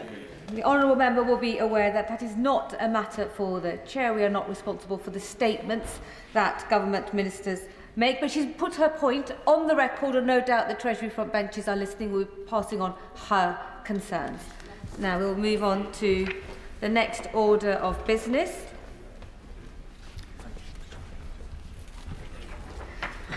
Presentation of Bill, Secretary of State Shabana Mahmood. Victims and Courts Bill. Second reading what day? Tomorrow. Tomorrow. Presentation of Bill, Chris Philp. Immigration and Visas Bill. Second reading what day? Friday the 16th of May. Friday the 16th of May. I now go on to the 10-minute rule motion, Assets of Community Value Support Facilities, and I turn to Emma Foodie. Thank you, Madam Deputy Speaker. Speaker. I beg to move that leave be given to bring in a bill to amend the Localism Act 2011 to provide for automatic designation of sports facilities as assets of community value and for connected purposes. Whether for fun, fitness or friendship, sport plays an important role for many of us. Indeed, if you visit many of the villages and towns across my Cramlington and Killingworth constituency, or indeed towns and villages across the country, and ask a local what they're most proud of in their area, many will point to a local sports team. Whether that's the football team we played for, that we coached or a family member competed with, or that we follow on journeys from heartbreak to victory. For other parts of the country, it's the same set of extreme emotions, but for local rugby league, rugby union or cricket clubs, people will move to the other side of the world and will still ferociously support their home team. It's part of our shared identity. Our local sporting facilities, football pitches, swimming pools, leisure centres, are vital for well-being. Whether that's the swimming baths where you teach your kids to swim or a green space that is clean and safe, these are all things people should have access to in our communities. They aren't just physical infrastructure. They help ensure we stay healthy both physically and mentally. But more than that, they're places to come together, providing a sense of local pride and belonging. For even the best professional sports people, their journey starts at home. Take Alan Shearer, who played for local boys team Cramlington Juniors on his path to Premier League and international stardom, and become a Newcastle United record goal scorer along the way. Cramlington Juniors has hundreds of children playing at all standards, knowing that they are treading the path of a local legend. And not to be outdone is New Hartley Juniors. New Hartley Juniors has seen 3 of its alumni go on to lift the League Cup. Most recently, of course, was Big Dan Byrne, a literal giant who scored the first goal in Newcastle's League Cup final victory this year. And the thing is, Madam Deputy Speaker, you'll never ever beat Dan Byrne. He's from Blythe. He who cut his teeth playing locally before pushing trolleys at Asda, working his way through the leagues to make his England international debut this year. And whilst today's bill is not to make Dan an asset of community value in his own right, to be very clear, any amendment as such would be supported by me. But the contribution of local sports clubs goes far beyond their role in producing international sports stars, though to be clear, they do. It's more than that. Like Cramlington Town Football Club stepping in during school holidays to ensure that local kids get a day of activity, but also a hot meal. Or Killingworth Juniors, who provide a space for Gaelic football to be played by the local Irish community. West Allotment, who through their fan-owned model provide both value on and off the pitch. Or Bates Cottages Cricket Club, who do walking cricket for those over 50. Concordia Leisure Centre, who take on local SEN children on supported internships. Countless ways sports facilities are making our communities better day in, day out. But in far too many communities, these vital facilities have slowly disappeared. Across the country, hundreds of swimming pools, leisure centres, sports clubs have shut their doors, leaving not just empty buildings or an abandoned pitch. They leave a gap in the lives of local people, forcing them to travel miles away from home to access sports in the next town over, or to simply do without. The disappearance of sporting facilities can be devastating, often leaving scars in places that do not heal. But there is a better way.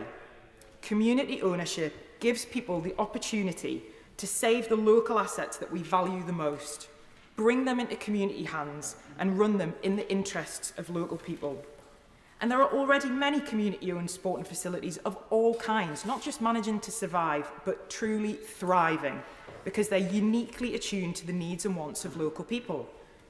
Now, Labour has already committed to introducing a new community right to buy, which will give communities a much better chance at ownership when these assets are available, giving them first right of refusal. But to be eligible for this right, assets need to first be listed as community assets, as assets of community value. And it's an important process, but it's also a complex one. It's inconsistent and it's time-consuming for groups of volunteers. Now, I believe that some assets are so important to local communities that they should be able to bypass this process and instead automatically be designated as assets of community value. And that's why, with the Cooperative Party, I'm campaigning to do just that. ensuring that sporting facilities are automatically eligible for community ownership so that they can be safeguarded, not just now, but for generations to come.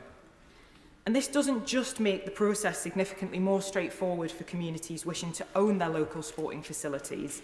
It also sends a clear message from government that these assets, which keep people healthy, which provide opportunities and which bring people together, they matter and they are worth protecting.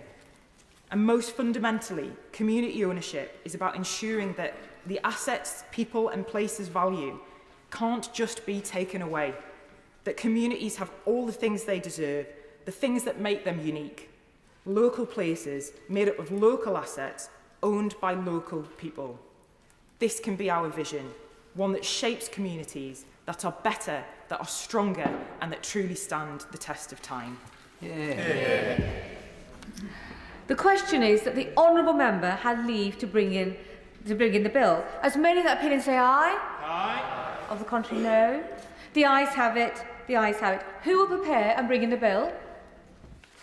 Michael Wheeler, Chris Vince, Sally Jameson, Annalise Midgley, Dame Karen Bradley, Ellie Chowns, Joe Morris, Gareth Snell, Andrew Pakes, Alex Sobel, and myself. Emma Foodie.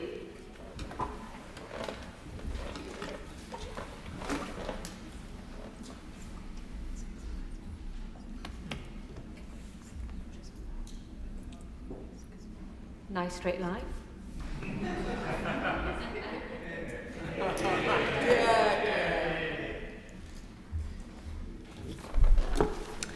Assets of Community Value Sports Facilities Bill. Second reading what day? Friday the 16th of May. Friday the 16th of May. I'll just allow the front benches a few moments to swap over.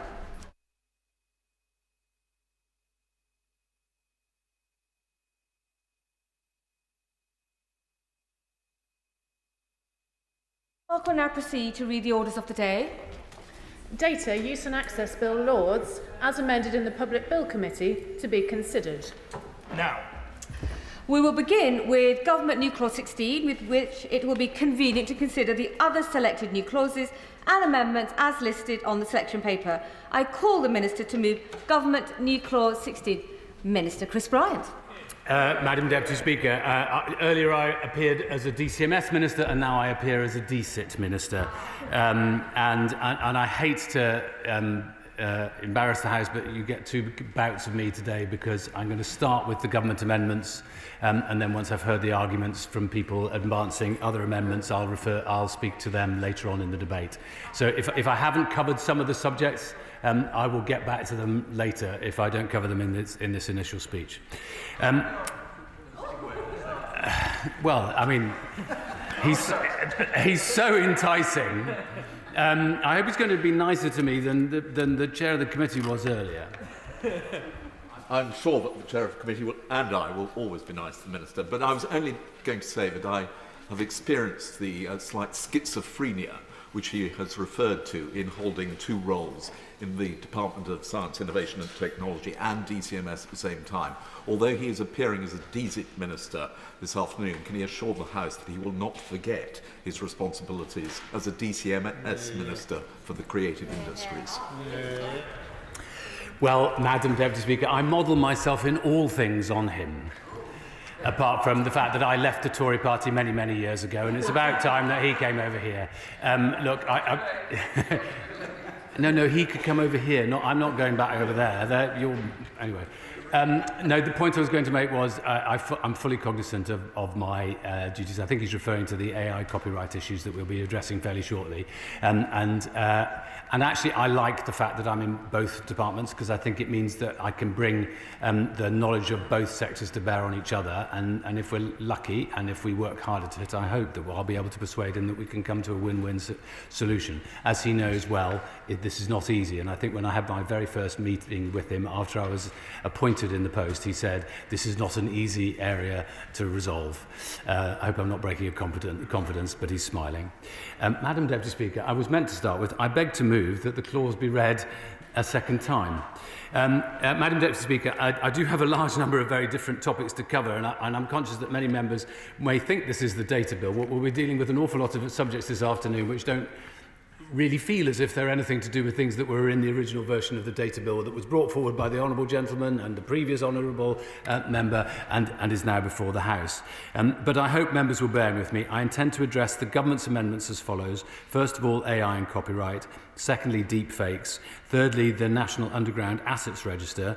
And then smart data and other minor and technical amendments.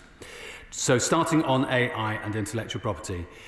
As members know, it was never the government's intention to legislate on this issue in this bill at all. It is a complex and important issue, which is why we have consulted on a package of measures, and that consultation had over 11,500 responses, which we are still considering. I would point out that I've heard several honourable members have said to me, will you remove the opt-out clause in the bill? I need to make it absolutely clear there is no such opt-out clause in the bill. We never laid one in the bill, so there's not an opt-out clause to remove. As members will also know, the Lords inserted a set of amendments on AI and copyright, which we removed at committee stage, and which reappear on the order paper today as new clauses 2 to 6, tabled by the honourable member for Harpenden and Berkhamsted. A similar measure has been tabled as new clause 14 by my honourable friend for Leeds Central. We oppose all these new clauses today for several reasons. Firstly, they preempt the results of the consultation, and it must surely be better to legislate on this complex subject in the round rather than piecemeal. The amendments are also, I would argue, unworkable. New clause 5, for instance, would make the Information Commissioner the regulator of transparency requirements. But the ICO has neither the skills nor the resources to perform this function. Obviously, transparency requirements without an effective enforcement mechanism are worse than useless, which means the other clauses on transparency are also unworkable in this context. The new clauses also fail to address some of the most important questions in this area. As I say, they effectively legislate piecemeal rather than in the round. Whenever Parliament has done that in the past, it has rued the day, and I think the same is true today. Oh yes, of course. But doesn't he understand the urgency when it comes to all of this? Generative AI is currently ingesting our whole creative catalogue as we speak. We need something in place just now. We can't wait for a year for reports or 3 years for legislation. We need action now. Does he not understand that something needs to be brought forward here today and these amendments offer that? Well, I don't think they do because I don't think they work. And you need to legislate in the round, as I say, not piecemeal. But I would also make the point to him that there's a bit of a two-edged sword here, because I've been repeatedly told, and I understand the point, that there is no legal uncertainty as to the copyright status of works that are being scraped. But at the same time, people are saying that they do want legislative change. Now, those two things cannot be true at the same time. I am very determined to get us to a better place on this, as I'll perhaps explain in a couple of moments. But if I just refer to new clause 2, because I think there's an intention to push this to a vote later on, which I would urge honourable members not to do, but I don't always get my way. On new clause 2, I mean, it basically says that people should comply with the law. People should comply with the law. I mean, it's a simple fact. People should comply with the law. You can't legislate to tell people that they should comply with the law. The law is the law. And if none of these amendments are carried today, the law will remain as it is today. Copyright law in the UK will be robust and clear. And just for the absolute avoidance of doubt, some people have talked to me about text and data mining exceptions, which, as members will know, exist, for instance, in the European Union. There is a text and data mining exception already in UK law. It was introduced in 2014 via a statutory instrument amending the Copyright and Patent Act of, I think, 1988, in section 29A, as it now is. But that is a text and data mining exception for the sole purpose of research for a non-commercial purpose. I think that is absolutely clear in law, and I don't think it needs any clarifying. Behind me. Oh, yes, of course. I thank the Minister for giving way, and I understand the point he's making about existing copyright law, but as he has said, the government did open a consultation that has, for many of our constituents who work in the creative industries, prefigured a substantial change in copyright when it comes to AI. So does he see the merit that many of us see in being clear that the principles behind copyright, that our creative constituents should be able to benefit and protect their own works, they benefit from it and protect from it, are what is at stake here? Could he at least commit that that is what this government wants too when he says that the law is standing? Because I think he can understand why people are concerned and where these concerns are coming from that have merited these amendments. Oh, I completely understand the concerns, and in very large measure I share the concerns, namely that we want to make sure in this very fast changing world that the creative industries in the UK are able to be remunerated for the work that they have produced. We're not in the business of giving away other people's work to a third party for nothing. That would be to sell our birthright for a mess of pottage, to use a term from an old translation of the Bible, and we're determined that we're not going to do that. But as she will know, I have said, and I know several other members have heard me say this many times before, the only circumstance in which we would advance with the package of measures that were included in the consultation is if we were to believe that we were advancing the cause of the creative industries in the UK rather than providing danger or legal peril to them. And that's why some of the things I'm going to say in a moment I think will be of assistance, because we do want to get to a place where it is easier for the creative industries, whether they are a very large business with very deep pockets able to use lawyers, or a very small individual person working in the creative industry, such as an individual photographer or painter, to be able to assert their rights, to protect their rights, to say if they want to, no, you can't scrape my material for large language learning, or you can if you've remunerated me. Now that remuneration might happen via a collective licensing scheme, or it might happen individually.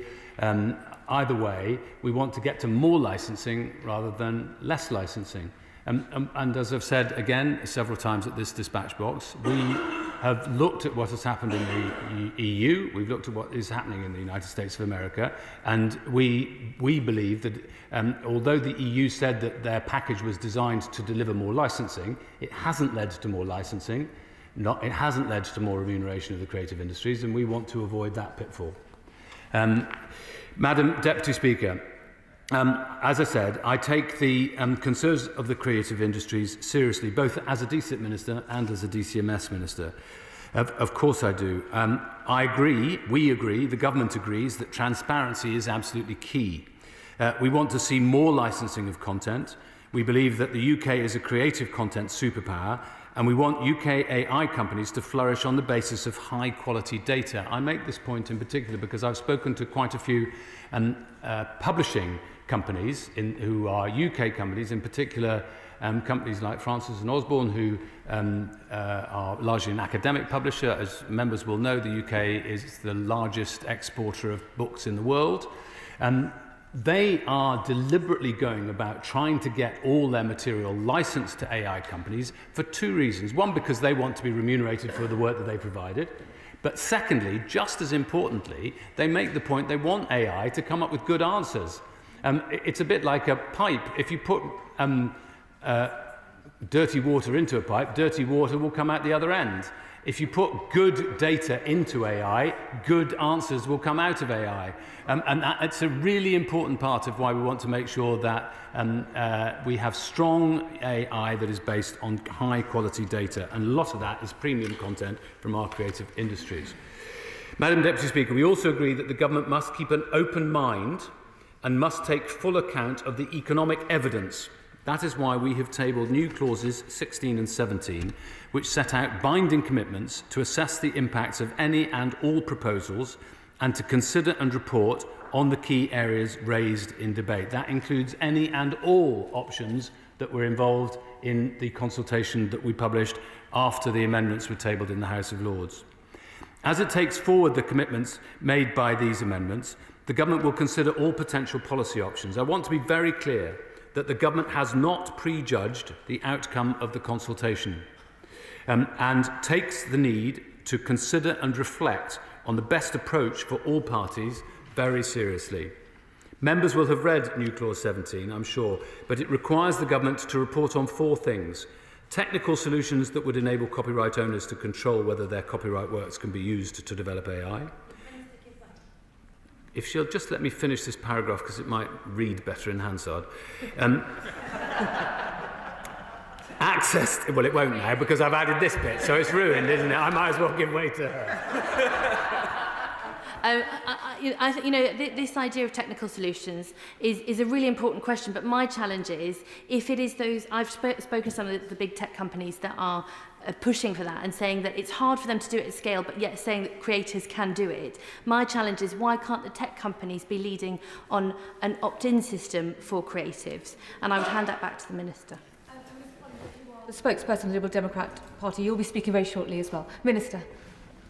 I know, but she's wonderful, so we'll let her, or you'll let her. Look, it's a really important point, which is that I believe that it cannot be impossible for us to get to a technical solution to this. If somebody can develop AI, and people are now developing AI on their laptops, especially following DeepSeek, you don't need massive computes to be able to do it, then people should be able to develop a very simple system, as I've said before, whereby all creatives who are copyright owners should be able to assert their rights very simply across all platforms without any great exertion of effort. That's what I want to achieve. Now, she's quite right to raise this question. So what are we going to do after this?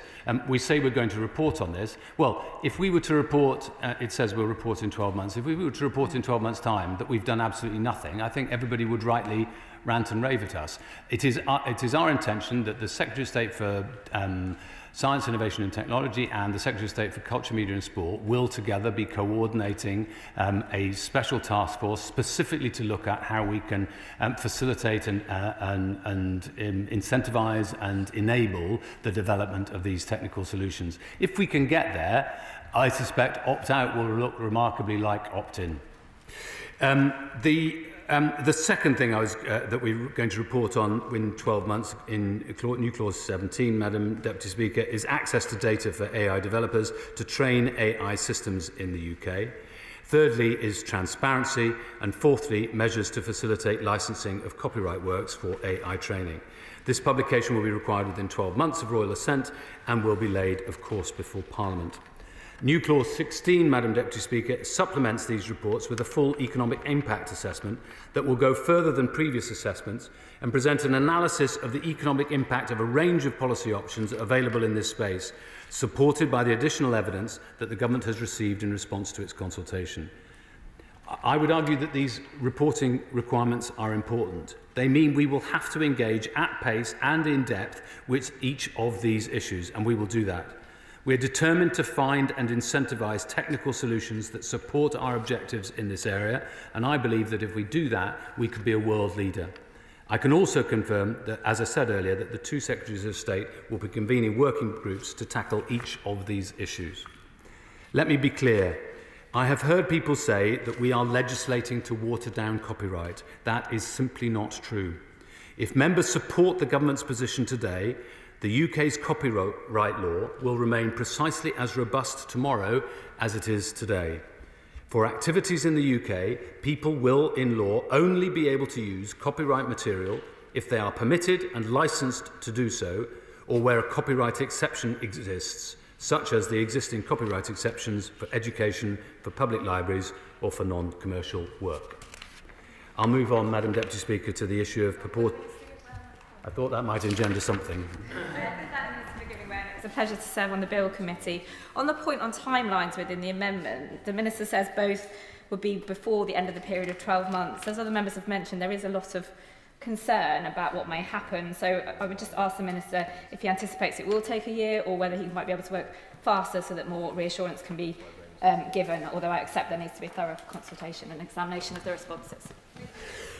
Well, obviously there'll be a series of different things that are going to happen. We will have to respond to the consultation at some point. I expect that I'm not telling the Select Committee, but I would guess that the Select Committee would want to do some kind of response to that as well. And in the meantime, we will be doing this working group.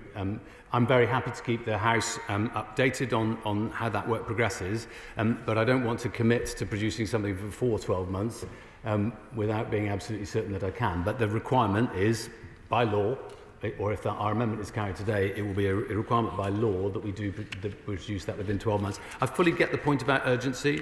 I mean, this has been hanging around as an issue, as the Honourable Member for Morden said, knows well. This has been hanging around as an issue for some considerable period of time.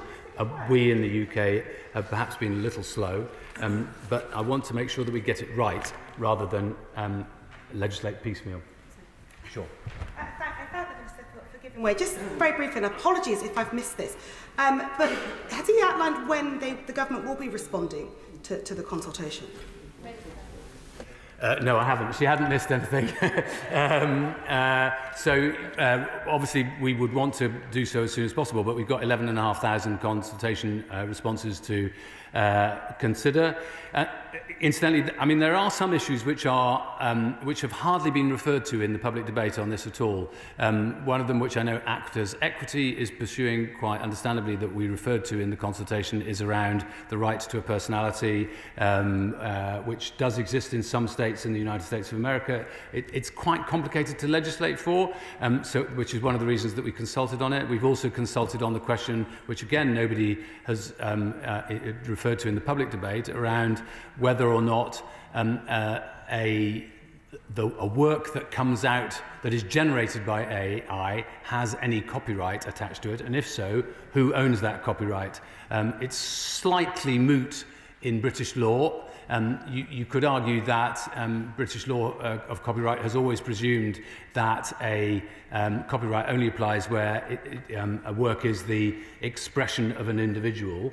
So you could argue that therefore it doesn't apply to AI generated material, but there are other elements. I think it's Section 9A of the Copyright and Patent Act, which says that machine generated material can have copyrights attached to it. So that's one of the other issues that we want to address. And as I said earlier, one of the issues that nobody has yet come up with an answer to is how we would provide proper enforcement of whatever transparency requirements we come up with. I'm conscious too that in discussions I've had with European counterparts, including my Spanish counterpart and members of the European Commission, there's some concern about precisely what they will do by virtue of transparency. This is made more complicated by the advent of DeepSeek, for a whole series of different reasons, which I'm happy to explain at some other point. You need to end up with a transparency system which is both effective and proportionate. Simply dumping a list of millions and millions of URLs that have been visited on the internet, I don't think is either effective or proportionate. So we will have to come up with somebody. Yes, I did hear a voice. Yes. Thank you. I thank the Minister for giving way. Does he envisage whether any model of enforcement around transparency will be compulsory and not a voluntary system? Well, yes, I would. Enforcement by nature would have to be compulsory, but we're sort of running ahead of ourselves because at the moment nobody's actually come up with a system of having an enforcement mechanism. Who would do it? What body would do it? How that body would be resourced, or any of those issues. So that's one of the things that we need to look into, and is one of the elements of the consultation. Madam Deputy Speaker, I said that I was going to move on to another subject, so I am, which is the issue of purported intimate images, which refers to Amendment 34 from the Government in relation to the creation of intimate images or deep fakes. Earlier on in the bill's passage, my colleague Lord Ponsonby added a new offence of creating purported intimate images without consent or reasonable belief in consent. I'm sure all honourable members would agree that this is a really important addition to the bill. We introduced the offence of requesting the creation of purported images without consent or reasonable belief in consent in committee, as honourable members who were on the bill committee with me will know. It seems axiomatic that the courts should have the power to deprive offenders of the image and anything containing it relating or connected to the offence. This is already the case for the creating offence, which was introduced in the House of Lords. Government Amendment number 34 amends the sentencing code to achieve that for the requesting offence. It ensures that the existing regime of court powers to deprive offenders of property also applies to images and devices containing the image related to the requesting offence. Madam Deputy Speaker, I move on to the question of National Underground Asset Register. Next, we have tabled a series of amendments to clauses 56, 57, 58 and 59 to reflect discussions on the NUAR with devolved governments. These amendments will require that the Secretary of State obtain the consent of Welsh ministers and the Department for Infrastructure in Northern Ireland before making regulations in relation to the provisions, rather than merely consult them. Cooperation with devolved governments has been consistent and constructive throughout the bill's passage. We have secured legislative consent from Scotland, and the Senedd in Wales voted in favour of granting the bill legislative consent only yesterday. We regret that, for procedural reasons, the process with Northern Ireland has not yet reached the stage of legislative consent. However, we're working constructively with the Department of Finance to ensure we can make progress as quickly as possible. We continue to work closely with the Northern Ireland Executive to secure legislative consent and to ensure citizens and businesses of Northern Ireland feel the full benefits of the bill. A few other areas, Madam Deputy Speaker, before I finish. I turn to the amendments we're tabling to help ensure that smart data schemes can function optimally and that Part 1 is as clear as possible. Amendments to fee charging under clauses 11 and 15 follow extensive stakeholder engagement and will maximise the commercial viability of smart data systems by enabling regulations to make tailored provision on fee charging within each smart data scheme. Amendments 19, 20 and 21, for example, enable fees charged to exceed expenses where appropriate. This is important to fulfil the commitment in the National Payments Vision to establish a long-term regulatory framework for open banking.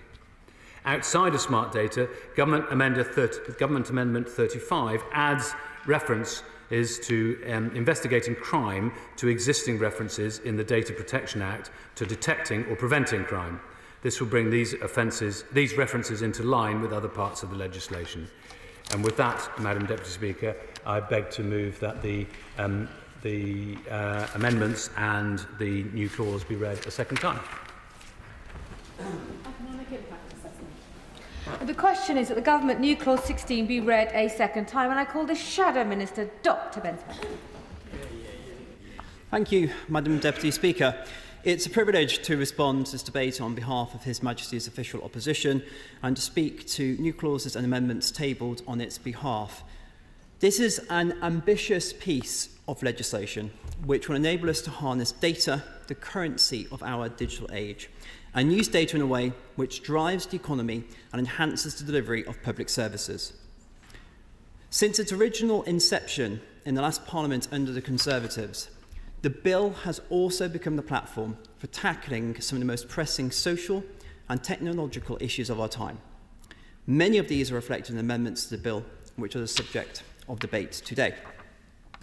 And I'll start with new clause 20 on behalf of His Majesty's official opposition.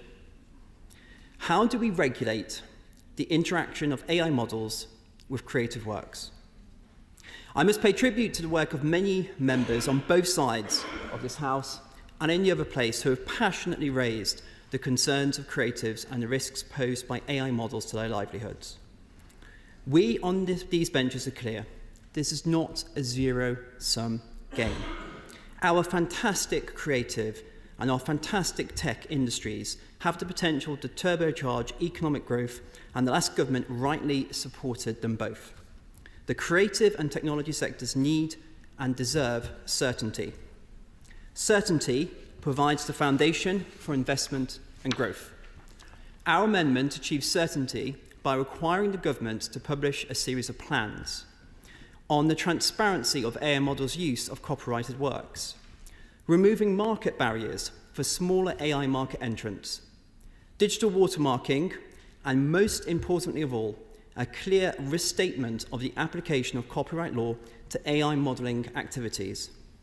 Now, I can't help but have a sense of déjà vu in relation to the government and its new Clause 17. We're glad that the government has acted on several of the actions we called for at committee stage. But once again, they've chosen PR over effective policy. Amongst all the spin, in effect, the government has announced a plan to respond to their own consultation. How innovative. What's starkly missing from government new clauses is a commitment to make clear that copyright law applies to the use of creative content by AI models.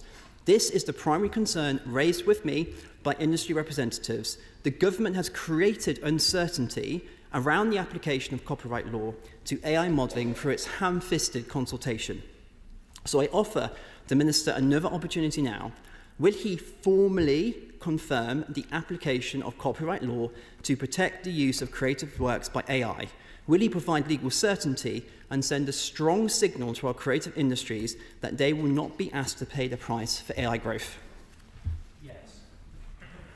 Well, I thank him for making that statement at the dispatch box. And as he knows, we need to have that formally in writing as a statement from the government to make absolutely clear, given what's been put in the consultation, which has muddied the waters. I'm sorry, I said it in my speech. I've said it several times in several debates previously.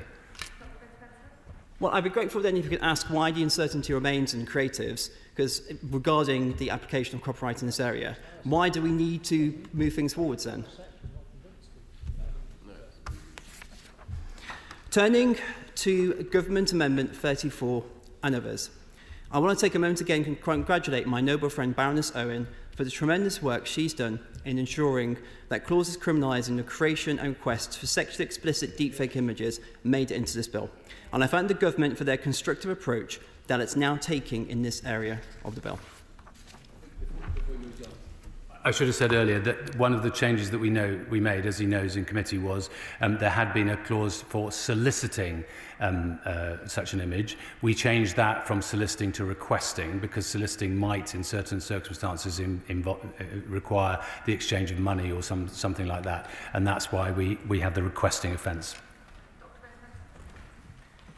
Again, I thank him for his clarification and reiteration of that point, and again, the work that he's done working with colleagues in terms of taking forwards this issue, which I think is in unison across the House. I now turn to speak to New Clause 21, Directions to Public Authorities on Recording of Sex Data. Now, you don't need to be a doctor to know that data accuracy is critically important, particularly when it comes to health, research, or provision of tailored services based on protected characteristics such as sex or age. Accuracy of data must be at the heart of this bill. And nowhere has this been more high profile or important than the debate over the collection and use of sex and gender data. And I want to thank the charity Sex Matters and Noble Lords of Buffnott and Lucas for the work they've done to highlight the need for accurate data and its relevance for digital verification system proposed within this bill. Of course. The honourable member for giving way. The recent decision by the Supreme Court that, according to the Equality Act 2010, sex in the Act referred to biological sex at birth, regardless of whether they hold a gender recognition certificate or identify as a different gender, has left many trans people already feeling hurt and unseen.